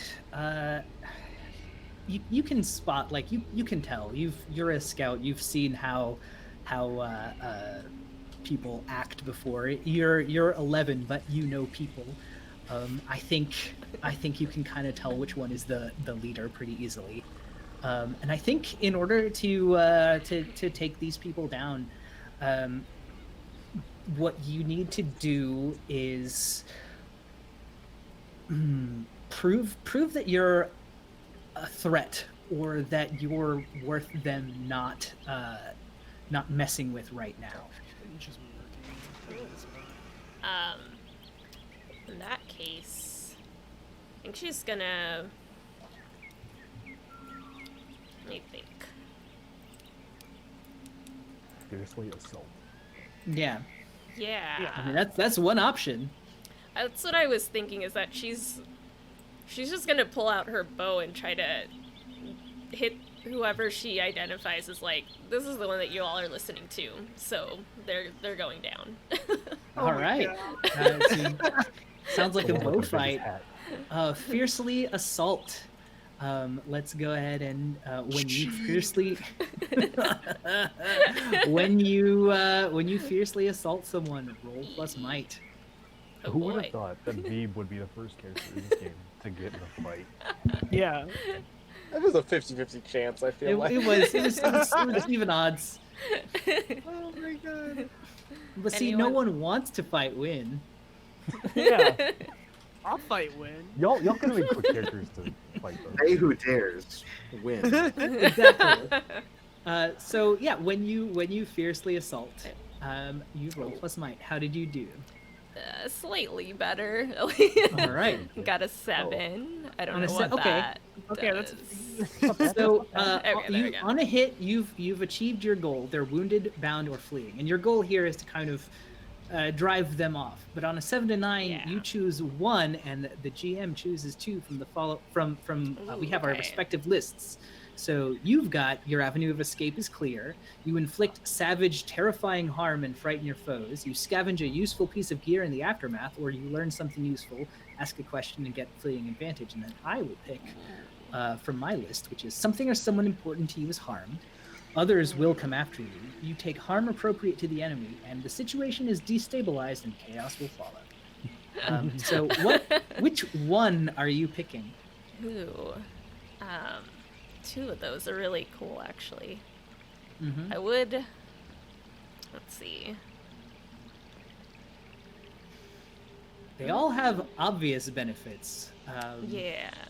It's some more immediate than others, but I don't think you can really go wrong here. I know, there's so many good ones. I like her frightening them, but also getting the useful information would be nice. All right. I think I'm gonna go with her inflicting savage, terrifying God, harm fuck and yeah. Fuck frightening her yes. boss. All right. 'Cause I All feel right. like, Show up, she'll- show up all these badass soldiers. These sailors. Here. So your gear move, your bow, does it have any cool tags? Is it? I don't think it's Oh. brutal or anything like that. So I don't think so. what does this look like? What does your savage, terrifying harm look like? So since they're surrounding her, I think she has to kind of retreat for a moment. So Mm-hmm. I feel like they probably think she's like jumping up to try to like run away. So she jumps up like to a higher branch or something, Mm-hmm. and to ready her position. And maybe they even think that like, oh, she's kind of quick. Maybe she'll just run or something. And then she just turns around and like aims. And before she like is even finished aiming, just lets the shot go and just yeah. And she's aiming to kill, so she's like as close to a pretty major artery as possible. Yeah. All right. So that means that your avenue of escape is not clear. Just Which fine. I think you will take harm appropriate to the enemy. So go ahead and take the moderate wound impaled. You, as one of the arrows kind of sinks itself deep into your shoulder. A serious wound, I think, is what it is. Instead of it's flesh wound, serious wound, and then mortal wound. Got So it. take Heavy wound, the heavy wound impaled. Jesus. And then, can I ever do one more of her holds? I'm gonna have her try to Yes. separate the targets from their allies. So I think Absolutely. she's gonna start trying to lead them away. I think which kind of segues nicely into what I've picked. Others will come after you. So I think we get a real cool like it's the anime treetop running scene. I think Veeb is like wounded but like running along like thick tree branches and Naruto interwoven running. jungle vines. As first it's these two that are kind of firing arrows after you as you retreat, and then they too start running along the treetops, and then there's two more, and then two more as we kind of zoom back out. Let's take a break here. We're going to take a quick 10 to 15 minute break. We're going to run a short ad break to help support All Nerds here. So if you'll stick around for that, that'd be awesome.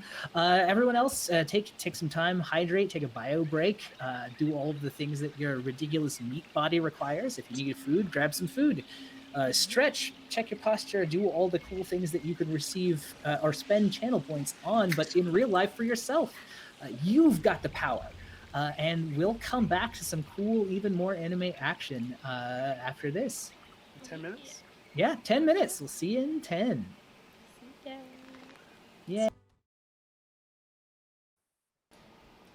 We're And free. we're back, everyone. Hopefully you know that Travis Scott's McDonald order is pretty good, or that if you vape, you might get nickel and metal in your lungs. Either way, let's jump back into it. As we zoom out from Veeb and her treetop escape, and the War Room Conference kind of takes us, the map becomes larger and grows to the whole world as we make some cool war table faction level moves. What is everyone doing? And I guess we got to see what has since Shochi hasn't been involved in this, what has Shochi been up to? Since we're zooming out, and when you zoom back out, main characters that weren't in the previous scene they get to say what they were doing, and their house gets fleeting advantage. Yeah, she, I think, has been dealing with a lot Mm-hmm. as our spy master and also administrator. I think because it's been like weeks or whatever in that time since that meeting, I think she sent agents to infiltrate the changers of coin and find out what's going on with them. Like, where did you come from? What are you doing? Why are you not helping everyone? Why do the arbiters love you so much? So she sent some woven envoys to their territory as well. We're here to offer our services, like pose as like disposers of dead and stuff, right? Like you make corpses. We can put the corpses away. If you have these mercenaries, that kind of thing. I love it. All right, so it sounds like you're doing two things. It sounds like you're both reading the wind to call upon your house's agents to learn something, and you're also infiltrating other factions. So I guess this is subterfuge more than anything else. When your house infiltrates other factions, say what they try to do: make a resource appear more or less desirable, cause a scandal within a house's organization, remove any trace of your own involvement in an action, framing someone else in their place if you wish, or sabotage a particular asset, making it fail at a moment of your choosing.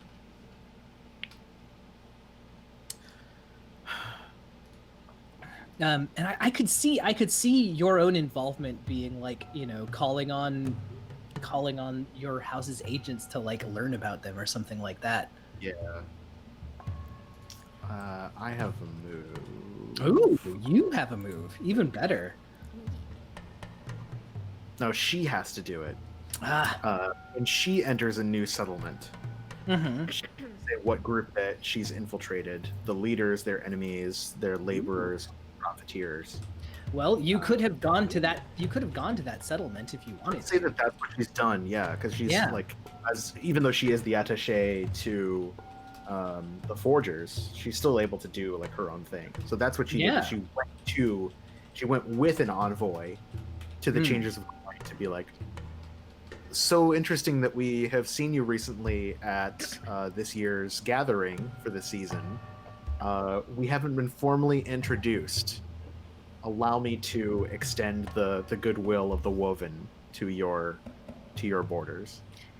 And this move is My Little Sparrows, right? Your spies lurk across the land, feeding your reports. When you enter a new settlement, say which group they've infiltrated. Its leaders, their enemies, the laborers, or the profiteers. Let's say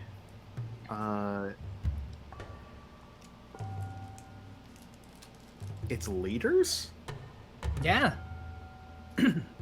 I like that. You've gone to the Changers of Coins HQ, which if we pull up our fancy map overlay, which we have now, we can show you our awesome Google Jamboard, which Kevin has expertly illustrated and translated from live scribbles, which is what you kind of need with a game like this. You really need like a map that you can change as you go along.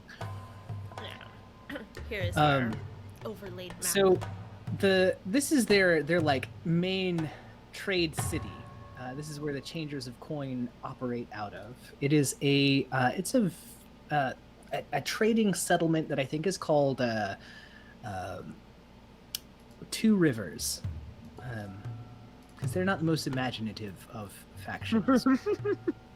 But it is a surprisingly, like, it's not huge, but everything there is a kind of centered around trade and functions based around like commerce, and like the buildings there are designed to make people feel welcome. It's designed to get you to spend money.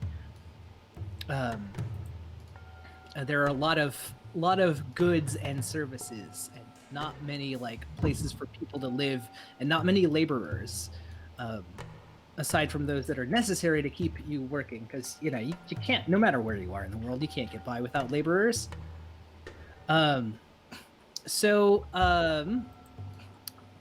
You get to ask me some questions.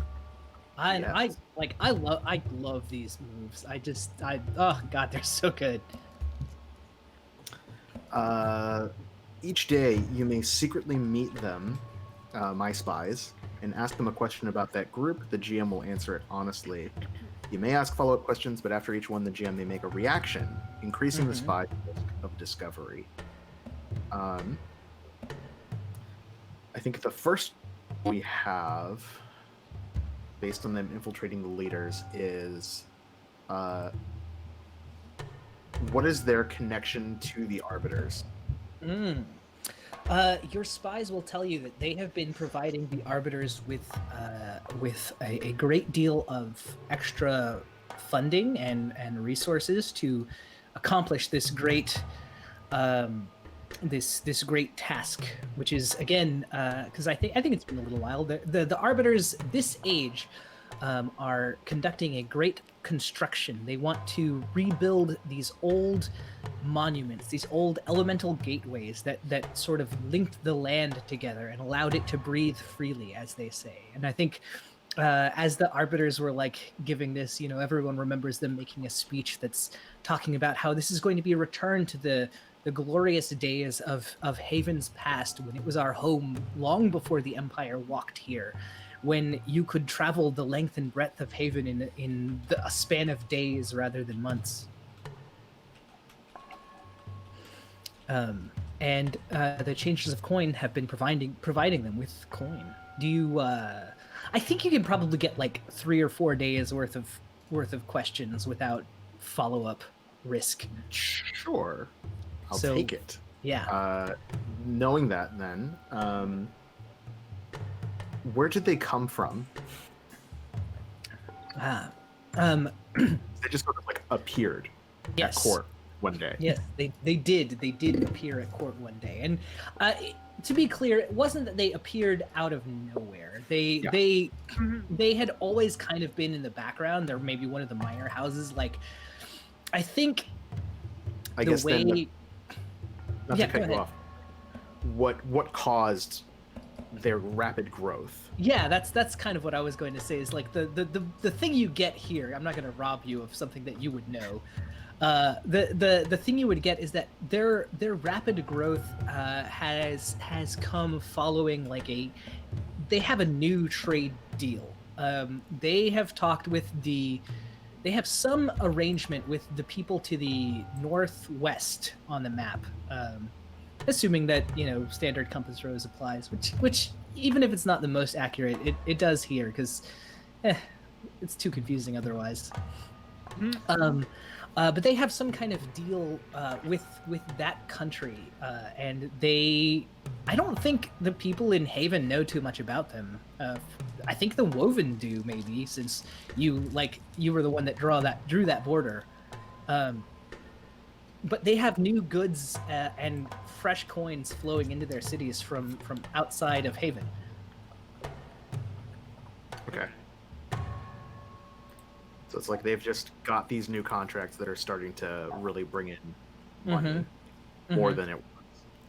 Yes. How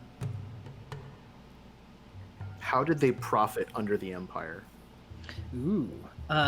Under the Empire, they helped move the Empire's treasures around, and I think it's the sort of thing where like the Empire kind of made a big show of taking like tribute from everyone, and the changers of coins were maybe the de facto tax collectors in this place.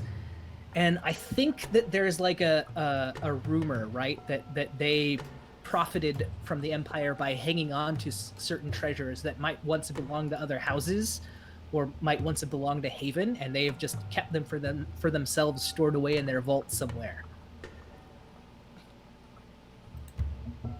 All right. Okay. And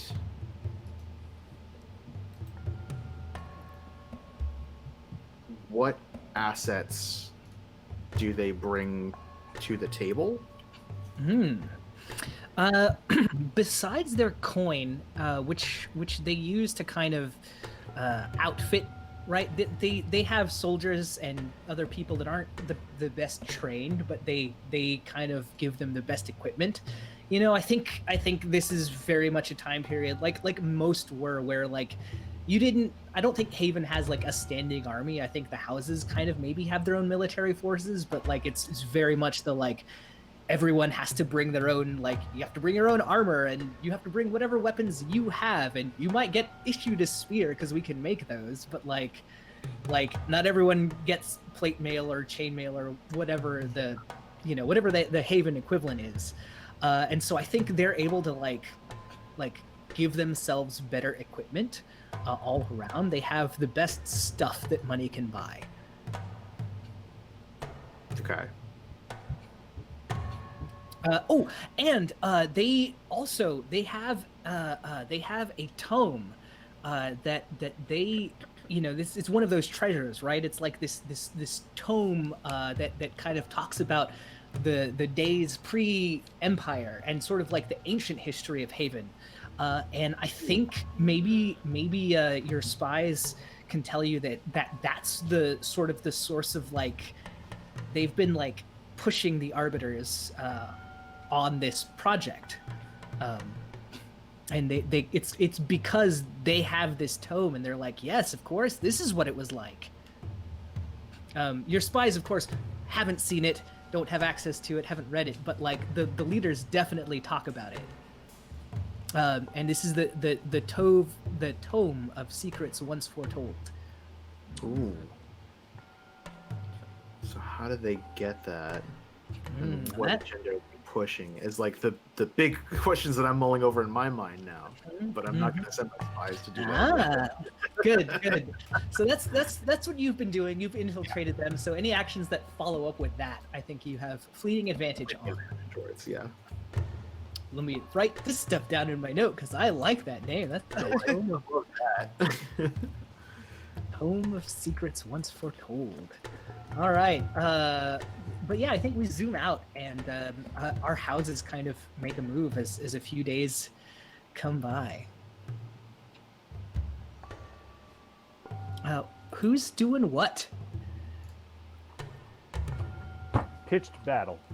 Okay. I mean, if you want to, you can. Not even where. You ready? I take that back. Take that back. Pitch battle. No, okay, I won't do it. Unpitch it. You don't want to try and claim by force? I would claim by force if I knew where anything was. Because I have to read the wind before I know where resources are. So one of the things that you all do, and I'll remind you, one of the things you do know is that in order to get access to the leader of the people in the not riverkin in the jungle, you need to capture some of their soldiers. That's the thing y'all have not done yet. I think we learned that last time as part of Read the Wind. Yes. So I guess if right. the river folk want to claim by force those soldiers. Mm-hmm. Right. Okay. Oh, you could just be like, okay, I call in some more people. Yeah, we go on a mission and send out like a cool like river pirate commando strike force. Yeah, exactly. Sick. Fuck it, we'll do it. And Let's I do it. think the resource here is like the enemy soldiers. Yeah. So yeah, when you direct your house to seize or maintain control of a resource, roll plus grasp. On a hit, it's theirs, it's yours, but not without cost. So roll that grasp. Ooh, you have a special. Ooh, what's your special thing? Is this a coastal settlement? Is this a coastal settlement? That's a very good question. I'm looking at the map. Yeah, like the woven encampment and a lot of the places where they're acting is along the coast. So if you wanted to keep to the coast, you totally could. Yes, I get special options when I seize by force on a coastal settlement. Let's. Okay. Heck yeah, let's do it. Yeah. When I seize by force, I roll grasp. I have so much grasp. I have all the grasp. I have 5 fingers worth of grasp. One grasp. And what is this? What does this look like? I think what it looks like is, you know what? When they like sort of disembark, they sort of beach their ships and start refitting them for a larger battle later on. Ooh. But they do send in some of the raiding parties. They do send in some of the vanguards from these several ships into the jungle and the brush, and where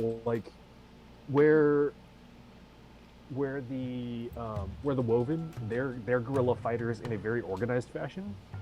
These are just like fucking. These are bandits and scoundrels. They're guerrilla fighters in the most unorganized fashion. They're loud. They just run. They just like dig into the brush, and they spread out. Half the time they don't know where each other are, but then like once one of them starts a fight, they all just swarm. And where the Woven are guerrilla fighters and they dip in and dip out, like these ones like they don't really care. They just overwhelm by force and numbers. Nice. Like they don't. If they die, it is for the cause. It is for the communal goal. So go ahead and seize by force, and you have a special option. Well, how did you roll first of all? I will tell you. It's, Mhm. ooh, that's bad. All right, that's a good thing you've got this move then.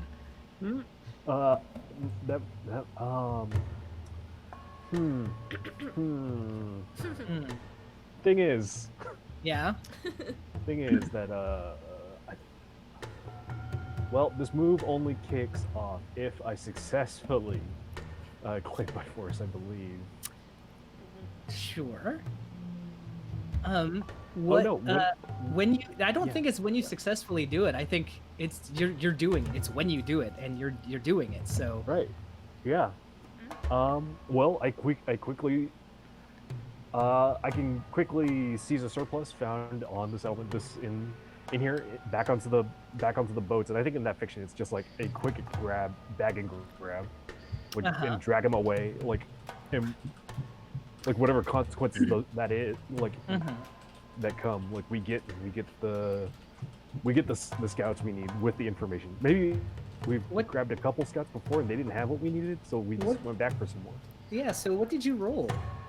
I rolled a 6. You rolled a 6. Ah, interesting. I do think you get the soldiers. I think you do kind of grab them and bring them back. But I think by the time they come back, when you question them, I think what happens is their eyes turn green and their skin is pale, and you can see their veins moments before their blood kind of turns to venom in their veins, and the people nearby are kind of driven back away from this like toxic, nauseous transformation. I do think you do get to seize a surplus, and you're kind of, I think you hit one of their encampments. So I think that even though you didn't capture them to like interrogate them and learn exactly like everything that you need to know, I think what you've got is something that's a little more valuable, because you recognize this venom. It is venom of the river serpents. Oh. And I think you get a surplus of what do we call it? Attunement? Yeah, attunement. I think that's the right one. That's exactly what I was looking at.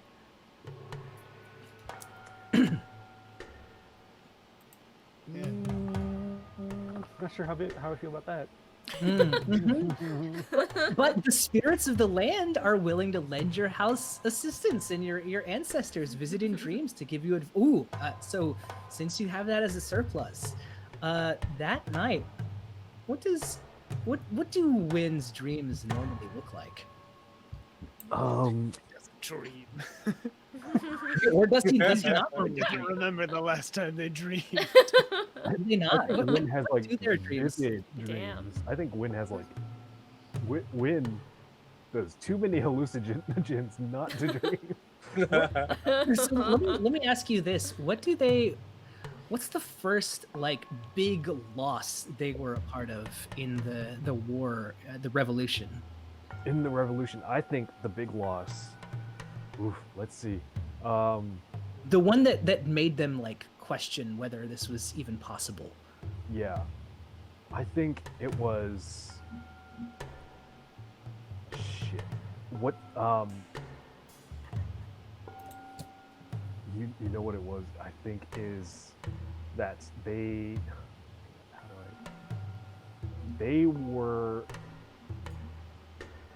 they thought they were they were very young at the time, serving on one of the other ships, and like they got all hyped up like once they took back a major dock and like got a surplus of ships, they were like, you know what, this is enough. Like we can take on the capital navy, like the big navy, the big that are moored at the capital of the empire.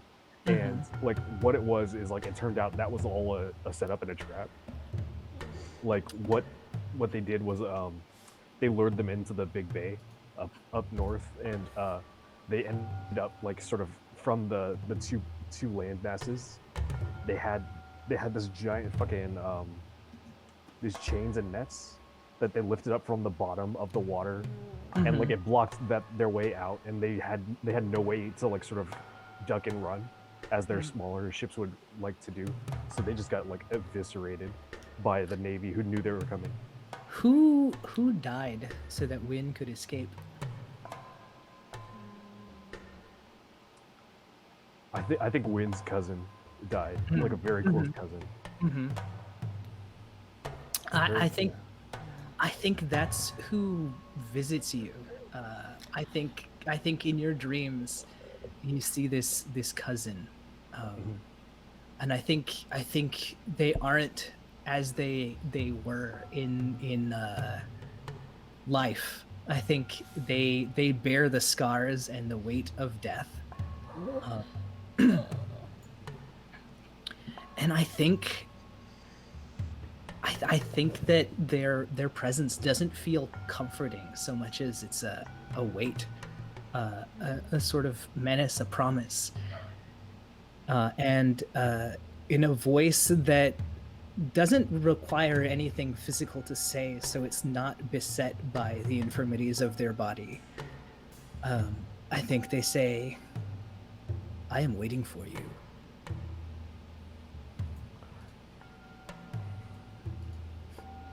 I am waiting for you to come find me.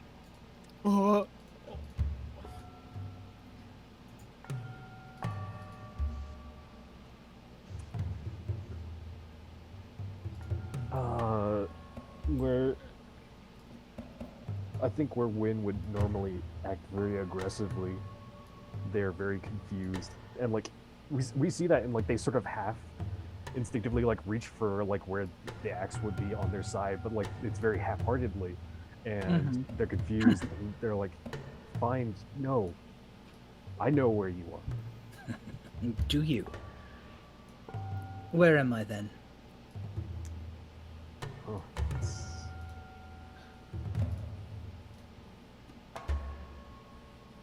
we grew up. We both grew up going to Sunday school. There's two choices there. There are two choices there, and both are wrong.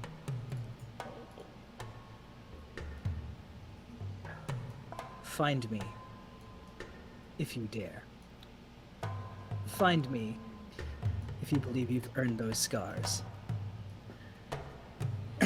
And then I think in the like small hours of the evening, or of the morning, you know, about 3-4 a.m., the first light of dawn is still a ghost on the horizon. Wynn finds themselves awake and alone in their tent or their cabin. All right, who else has a house move? Jesus Christ. A lot to take in there. Damn.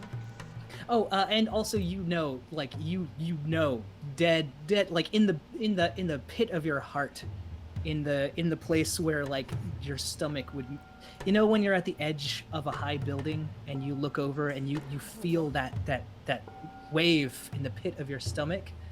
In that place, you know exactly where they are. and you could chart a course through the jungle there, blindfolded, deafened. Okay. Oh. Yeah. Yeah. Yeah. Who else has got to move?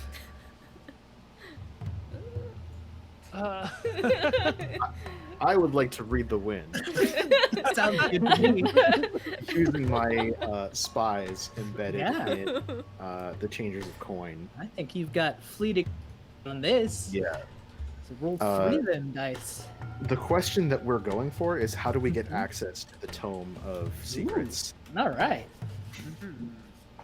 The TOS. So I roll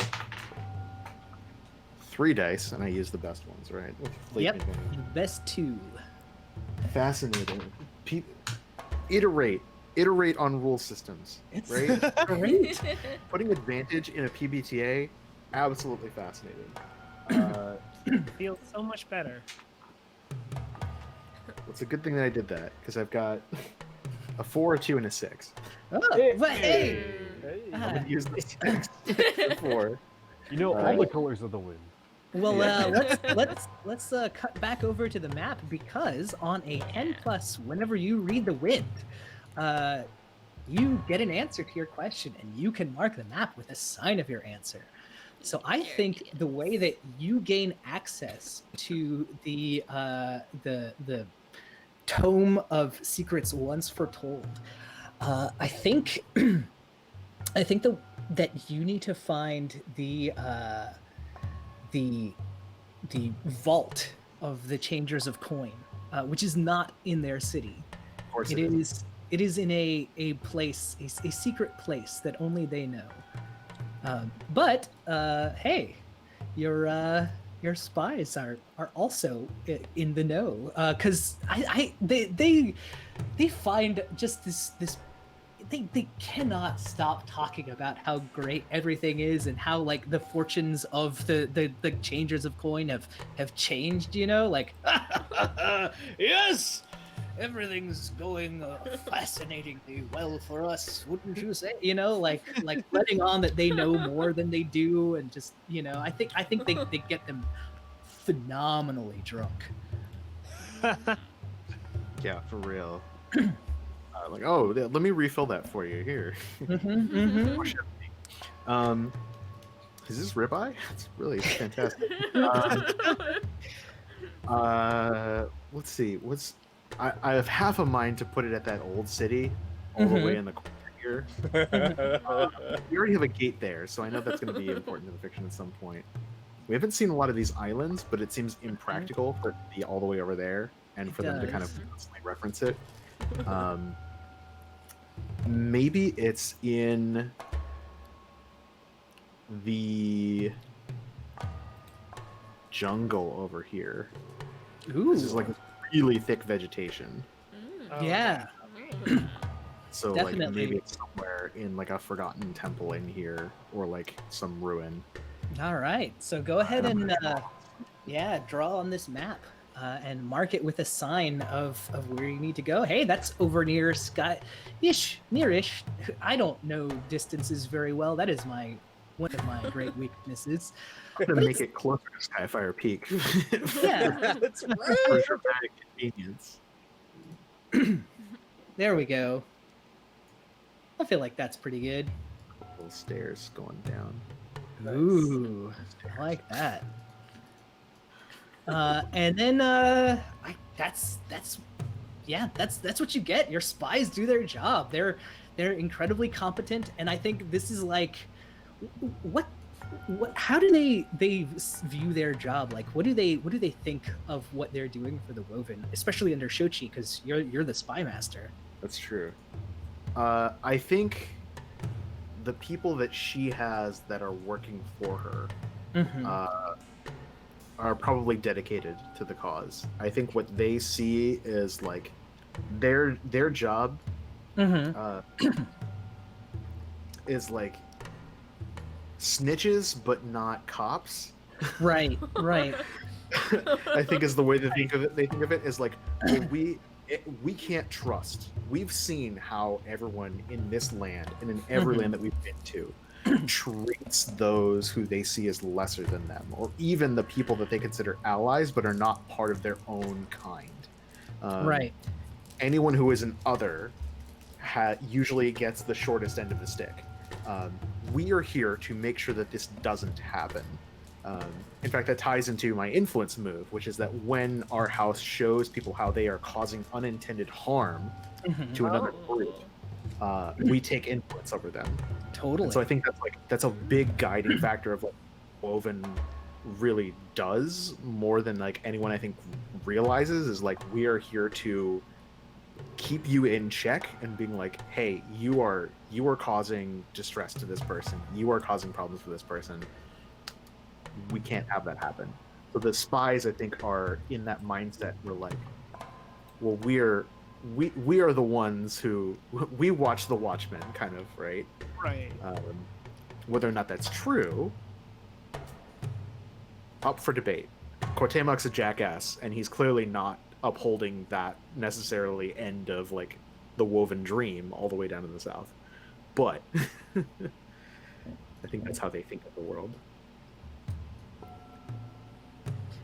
I think so as well, and I think maybe you're like it's at that point where some of them are starting to consider that Shochi is the cause in some ways, and maybe she's got feelings about that. I don't know if that's necessarily what she's intending, but I think that's kind of a side effect of this recent success. Shimali, what are the forgers up to? Well, I was gonna say that Shimali and Shochi have a backstory together as like professional colleagues, and I think we're friends. I don't know if you think we're friends. Aw. Oh my god! But I think I would have sent you like a letter, because I imagine we have like couriers and stuff. You know, a raptor rider can go off and bring a letter. So I think I would have sent you a letter that said like, hey, I'm going to go check out the Changers of Coin in service of the Arbiter, because we need to like recruit a bunch of their layabouts to do some work on these temples. She's just very upfront with everything she's doing. Is there any like intel you can give me, or like, do you want to, you know, meet up sometime? I know we were gonna hang out. No, also, Kevin, you missed it. We ride. No, I dinos. heard. Okay, I good, heard, yeah. good. I was dying at the printer. Just standing at the printer, just dying, listening to all describe dino notes. Good. Perfect. But you didn't see my like just explosion of happiness. Yeah. I need to go back to the VOD I for felt that. it in my Yeah. soul. I will Somebody go. clip that. I will You go tell- back and I will clip that if no one else Make a does. gif of Viditya's joy. Dino joy, that's the best kind of Wait till we get to joy. wait till we get to the Pteranodons. Ah! Yeah. Yeah. Who needs passenger pigeons when you've got Archaeopteryxes? Oh my Exactly. Yeah. I only like a- ride fake dinosaurs. I only ride brontosaurus. Are they? You don't still know? fake? Brontosauruses are No, fake. they're Are real they again. still fake? Loop They back. got Yeah. unfaked. They got unfaked. No, no. Yeah. They've been I like them faked. better when they were fake. They've been Plutoed.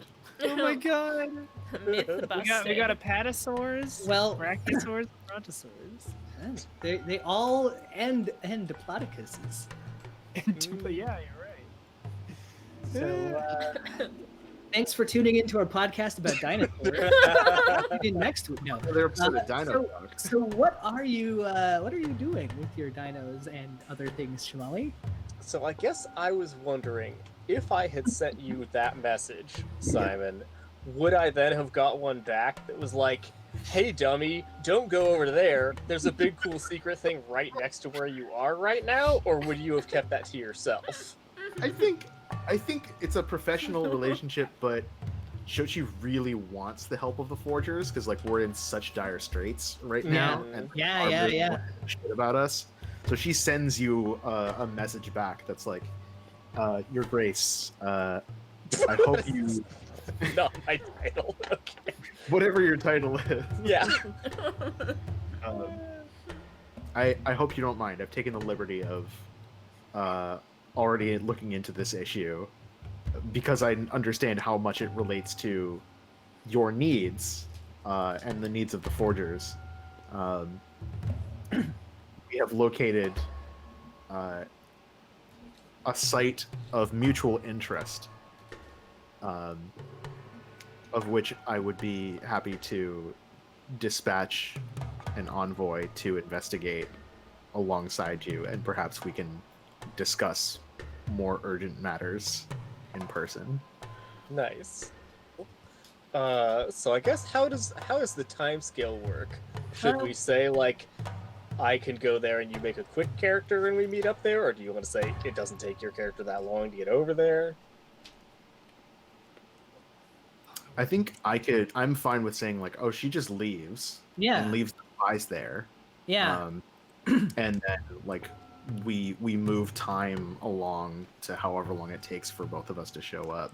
I think that works. That works for me. So y'all can both meet there. Sweet. And that feels like a good place to zoom in once we get the rest of these house moves. Yeah, get the rest of our stuff out of the way. But since one of the times for the GM to take a reaction is when they serve up a golden opportunity, and based on the fiction that we have established in your last scene, Jamali, I think the Arbiter's soul has come through for you, and you find a message waiting that says there are some artisans from the Changers of Coin that are presently to be arriving at the gate. Snap! And to your command. Nice. Would that be enough to give me surplus recruits, for example? Yes, you've got surplus artisans, which is what you probably should have needed in the first place. That's fair, yeah. So yes, you do have surplus artisans. Heck yeah. And they have been sold to you at a great deal of less cost. So, not that it matters, but you know, if the Changers of Coin were another player, they would get influence on you. Nice. Do you I'm not glad have influence? they're You don't not. have influence? Actually, oh no, like I can do that. Yeah, they have influence on you. Sorry. Well, that's fair. No, that's the thing they can do. That's the thing it says to do. So, yep, That's awesome. you got what you wanted. How about the River Ken? Oh no, we fucked up. Oh, you did your thing. Yeah, Yeah. you're right. We had that. That was great. How about the great Ashes for of some of Fitby? us. That was a good It's great for question. everybody. It's great for the audience. That's what really matters. Good storytelling. The audience is what matters. Yeah, that's role playing. What would the Ashes be doing?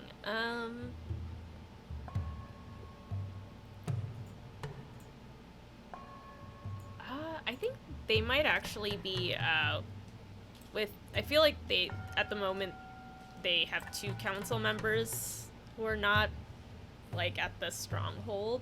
So I think they're actually going to be doing hold together. I think that there's been some fracturing within the community, and so we've like lost a group of people to the temporal temple and things. So we're trying to keep it together. Just trying to keep a hold of everything. So let's see. Plus mood. Yeah. Okay. And is there anything else that they particularly want to do besides trying to hold together? Because I don't know that they're necessarily under this much stress. Okay. Like I don't think there's necessarily anything that would be triggering that for you. Got it. In that case, what would they be doing?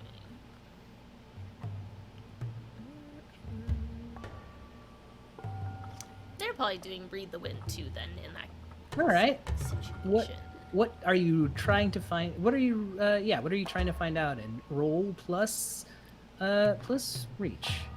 I think their main focus right now is recovering those those of the ashes that fell during the Empire that we still haven't recovered. I think we've enough of them like fell far away from where we had strongholds that we have to like go and get them back. So I think Sounds good to me. Yeah. All right. Sweet. Yeah, so give me your roll plus reach as you call on your house's agents and allies. Ooh, reach is actually pretty good. And what does it look like? Like, are you sending out your agents? Is this something that like is Vib leaving the like jungle coastal area, or is she kind of hanging out there and kind of directing the other two factions, or like? Yeah, I think because Vib is still kind of dealing with that other situation, she's left this to the other council members, so they're kind of acting, and like Mira and the other one that I haven't decided yet are a little better at this type of work anyway. Like Mira especially they're more used to commanding. Like they're just thinking of it as like, this is like commanding a troop. So yeah, I understand how to do this. Totally. So they're just they have like strongholds in a few places, and they're just kind of sending out people. Yeah, because the ashes are kind of a scattered and dispersed people. How'd you do on your read the wind? Got a 9. Ooh, sweet. So what do you want to know? How do we get access to a location, item, or VIP? How do we get surplus blank? What are the movements of a particular group, and what's happening in a particular region?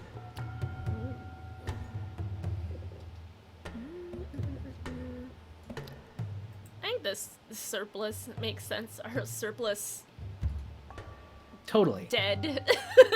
Like, I think that surplus attunement, if you don't already have it. oh, I think actually we do have attunements from a move or something. That makes sense. I know you Could get. just be backstory as teachers of ancient Yeah. truths. I know you. Oh, You get surplus attunement whenever you join a pitched battle, for sure. that's right. Never mind. It was something else. It was a morale. So yeah, actually, I don't have that. So I think surplus attunement kind of fits with you recovering the bodies and things, and I think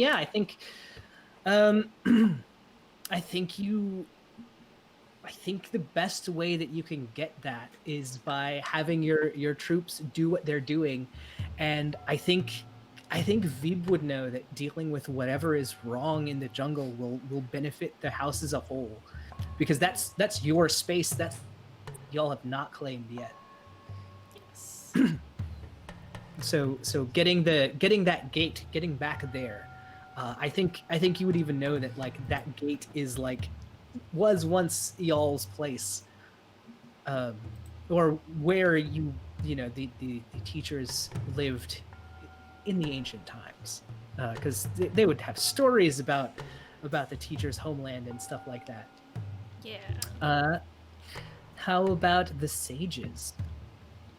I was looking at, like, I'm not entirely sure what they're up to right now. I think I think still trying to figure out how to move around refugees and stuff like that from those old locations. They're either like moving down towards where the like bamboo forest is, or like the swamp, and then also in the other direction going up to the Great Fire Pit to see if they can start to like reclaim that land for themselves. Okay. Because we have a need for land, so it's like we don't know where to put these people, right? So that sounds like a claim by force. Okay. It doesn't have to yeah. be like a military thing, but just like we're moving in here. Oh yeah, right. okay, yeah. I was like, because we're not very. Yeah, full of colonialism. Yeah. Well, we it's- have missionaries. Reclaim the reclaimed land. Exactly. Well, the empire has left a lot of scars on the land, so it's while on the one hand it's not like everything's completely abandoned and just waiting for you to discover. Right. It's not that you're going in and like kicking people out. It's that you're like devoting your Anymore. house's resources to like go there and build stuff. This is post-colonial, Kevin. No, it's recolonial. I It's will, I re-colonial. will turn this RPG around. Get a I have two one verbs. I small have black two coffee. verbs. Yeah, McDonald's. We're gonna. I'm going to play. Okay, I think and okay. I think I'm gonna claim by force. I'm gonna be sending in missionaries. Also, I don't know if this will translate to a move or anything, but I know like there's a lot of like turmoil within my house because one of the temples is like that. I think it's probably the temple of the flame. The Agni Dharma is like that place is tainted. Like we don't want like Yeah. no, you know, Yeah. like the Great Fire Pit was like a massive like disruption that the It Empire was. forced onto They onto the they land. they sank pillars of marble to prevent you from carrying out your like sacred rituals. Yeah. Because marble disrupts spirits, and so that's like you cannot do your rituals or one of them at any rate. Yeah, and the Great Fire Pit was the That was like a big imperial blight.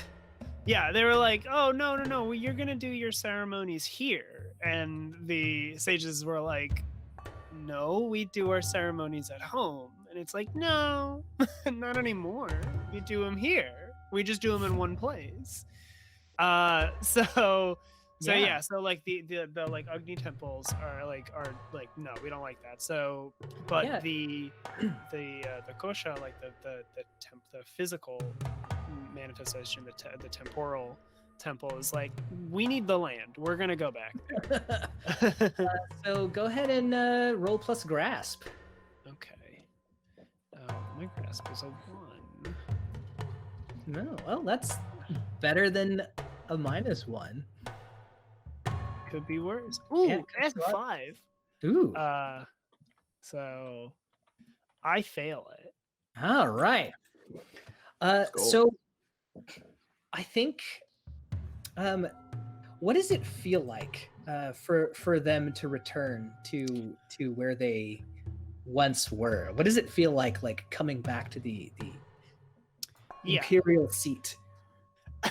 So I think like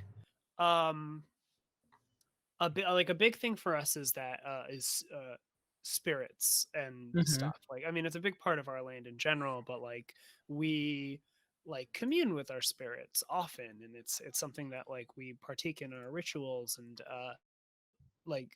the spirits of our people roam the land in a second life after their bodies have perished or have been burned. Like that's like a whole thing. So normally it's like, sure, we're traveling and we'll light a small flame which attracts the spirit, and we like commune with them, and it's like it's a fun time. But when we get here, it's this like it feels like it's wrong. It's it's like murky, like we see spirits that feel like tethered and trapped, because the other part is you live your life as a spirit until your spirit passes away as well to re-enter a new body, right? It's like a reincarnation cycle, and it's like these spirits are unable to leave this place. It is like there is no, like, their cycle has ended or has been like halted, and they're not allowed to like die again or reborn, is how I kind of feel like they come back and they're like, ooh.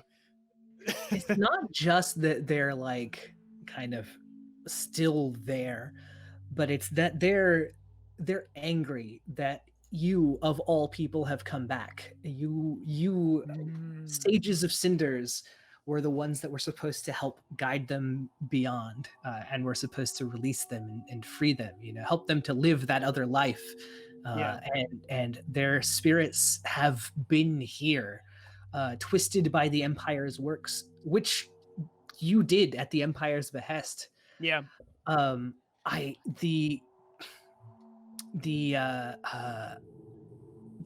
land here, I think, rebels against you, and I think we'll add 1 turmoil right now. Okay, good. Yeah. Mm-hmm. I think like also if I can like loop it back to other fates in our world, I think they're even mad because like the woven bury their bodies so spirits can go back to them. We Right. burned them, so it's like they don't even have have another no place. They Yeah, have they no have no place to go. Yeah, so it's like Um, they can't even return to their old bodies And because they're not in there. your missionary force does not find purchase here and is driven back, and the land itself is in turmoil, and that turmoil is felt everywhere from the great fire pit down along the river in the Changers of Coin headquarters, in the dark halls of Covenant, in the deepest parts of the ancient jungle.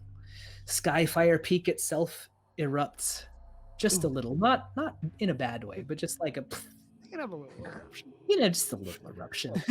Treat. As a treat, Um, yes. I think where the maybe like the smoke that erupts from the Skyfire Peak is normally like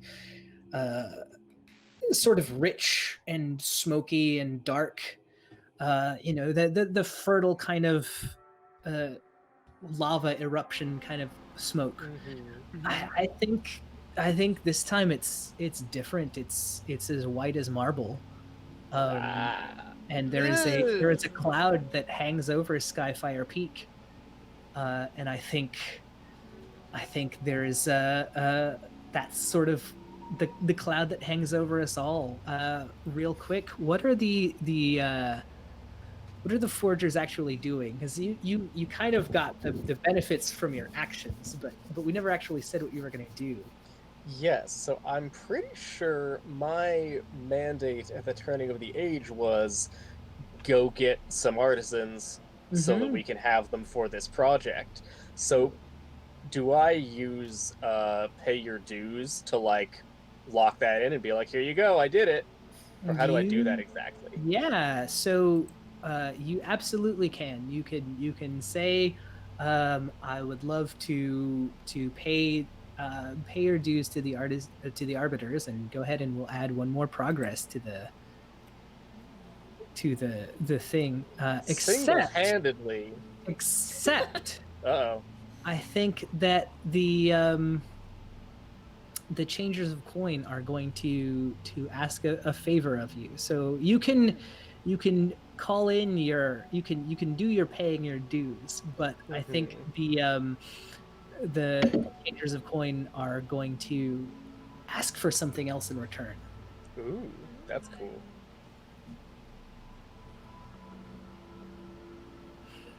And I think, in fact, they're going to use their influence move.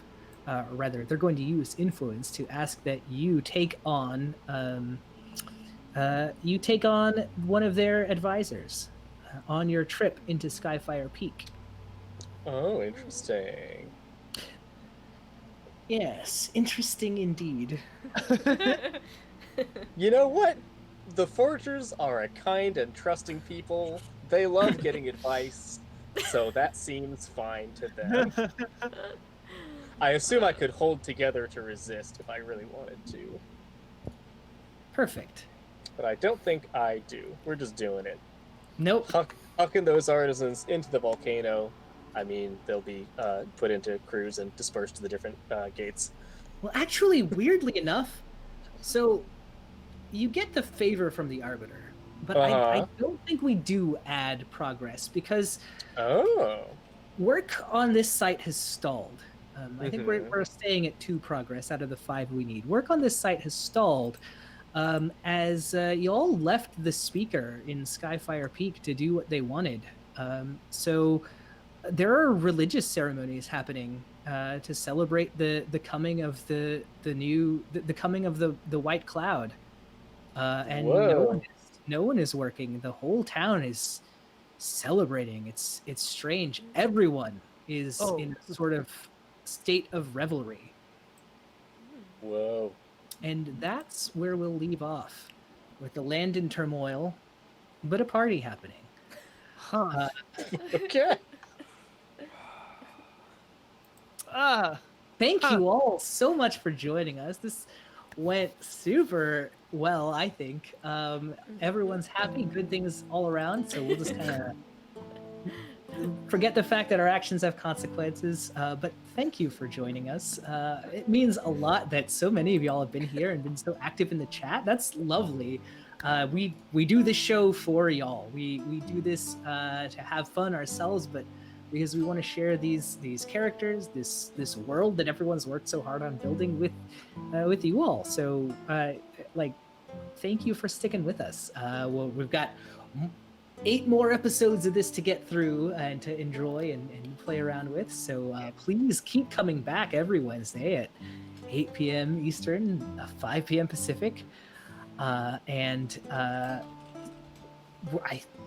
just want to say once again, you gotta come back to the All Nerds Here Discord and check out our merch. Be sure and tune in for our next game, which is Royal Flush, a Wild Cards adventure, which happens Sundays at 3 p.m. Eastern, noon Pacific. That is a ton of fun. And then let's go ahead and say goodbye to our cast here, starting with some outros and more about Simon. Fantastic. Hello, everyone. My name is Simon. You can find me on Twitter at Lucha Libris. I write games. I'm currently holding a sale over on my itch page, colorspraygames.itch.io. It's a little trick-or-treat sale, so if you want to play a solo journaling game based on The Wretched and Alone, I've got that. If you want to play a party game that's based on cats, it's a little party game based on cats. The musical, so go check those out. I am a voice actor for the Penumbra podcast. If you want to see or self-represented in stories in a queer sci-fi and fantasy audio drama, that's at the Penumbra Pod on Twitter, thepenumbrapodcast.com. I'm a professional GM for Magpie Games. If you go to magpiegames.com/curated-play, you can find out how you can get linked up with me or many other fantastic GMs running games like Bluebeard's Bride, Masks, and the Root role-playing game. Got a few more tickets left, so go check them out because ticket sales go fast. Finally, I am a stretch goal writer for Brinkwood, which is a game that is like Robin Hood with Castlevania jammed together. There's 2 days left in the Kickstarter. We've met all of our funding goals, so please go check it out and back at brinkwood.net. If that is something that you're interested in, you can get my goals, you can get many of other fantastic people's extra stuff, and the more money you give, the more we're able to pay all of the contributors. So please go check it out. Ooh, thank you, Simon. Having played in one of those Magpie games, it's a blast, folks. Check it out. And then we have got Alex. Hi everyone, I'm Alex. I design games on itch.io at fractaldragon.itch.io.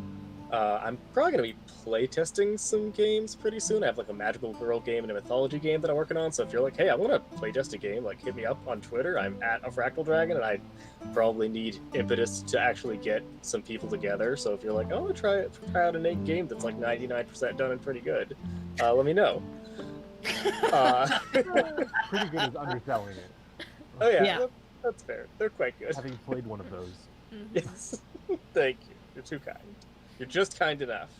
I am also on Fridays on Utopia in the superhero fantasy mashup game Chimera by Amara Moraz. It's so good, really fun. Another really clever new PBTA that's putting a lot of neat twists on the formula. Very impressed with it. All our characters are extremely good. Go catch the VOD of episode 1 of that, and then you can jump right into episode 2. There's also a world building one if you want to play that. In addition, I am on the podcast Forever GM in the first couple campaigns of that. We had some great fun on that, so check that one out for the number Ever GM. And there was one more thing I was going to remember. I might start doing some video game streaming, so if you're interested in watching me play like Hades or Fantasy Strike or something, follow me on Twitter and I'll probably talk about that there. Yeah. Nice. Then we've got, of course, our illustrious producer, Rue. Hello everyone, I'm Rue. I've been the producer and also Ashes of Prithvi and Bib. Causing chaos. You can follow me on Twitter at CherryDrop, and I'm usually mostly just like retweeting other people's cool projects and games. So come check out that hub of cool stuff. Woo. Then we've got Viditya. Hi, I'm Viditya. You can find me on Twitter at Viditya Valetti.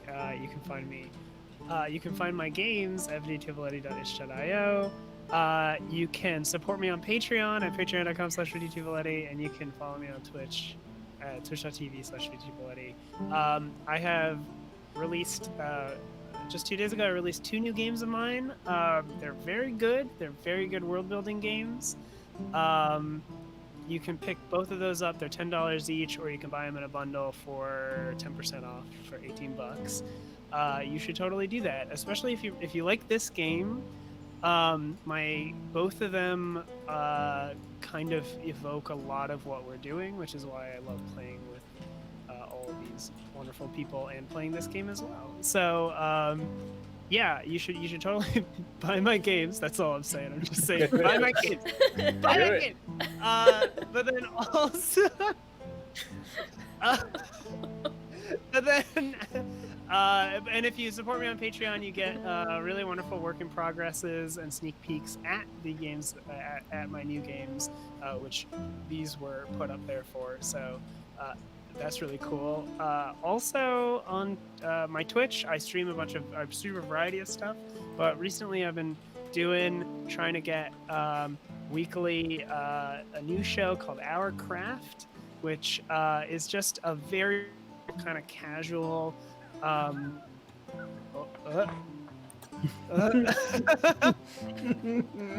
it's a very kind of casual designer talk where we play Minecraft, or honestly like anything that's just easy for us to talk to. It's if you've always wanted to have more content, more shows, podcast things that are just designers talking about like how they design, why they design, even just like influences. It's very nice.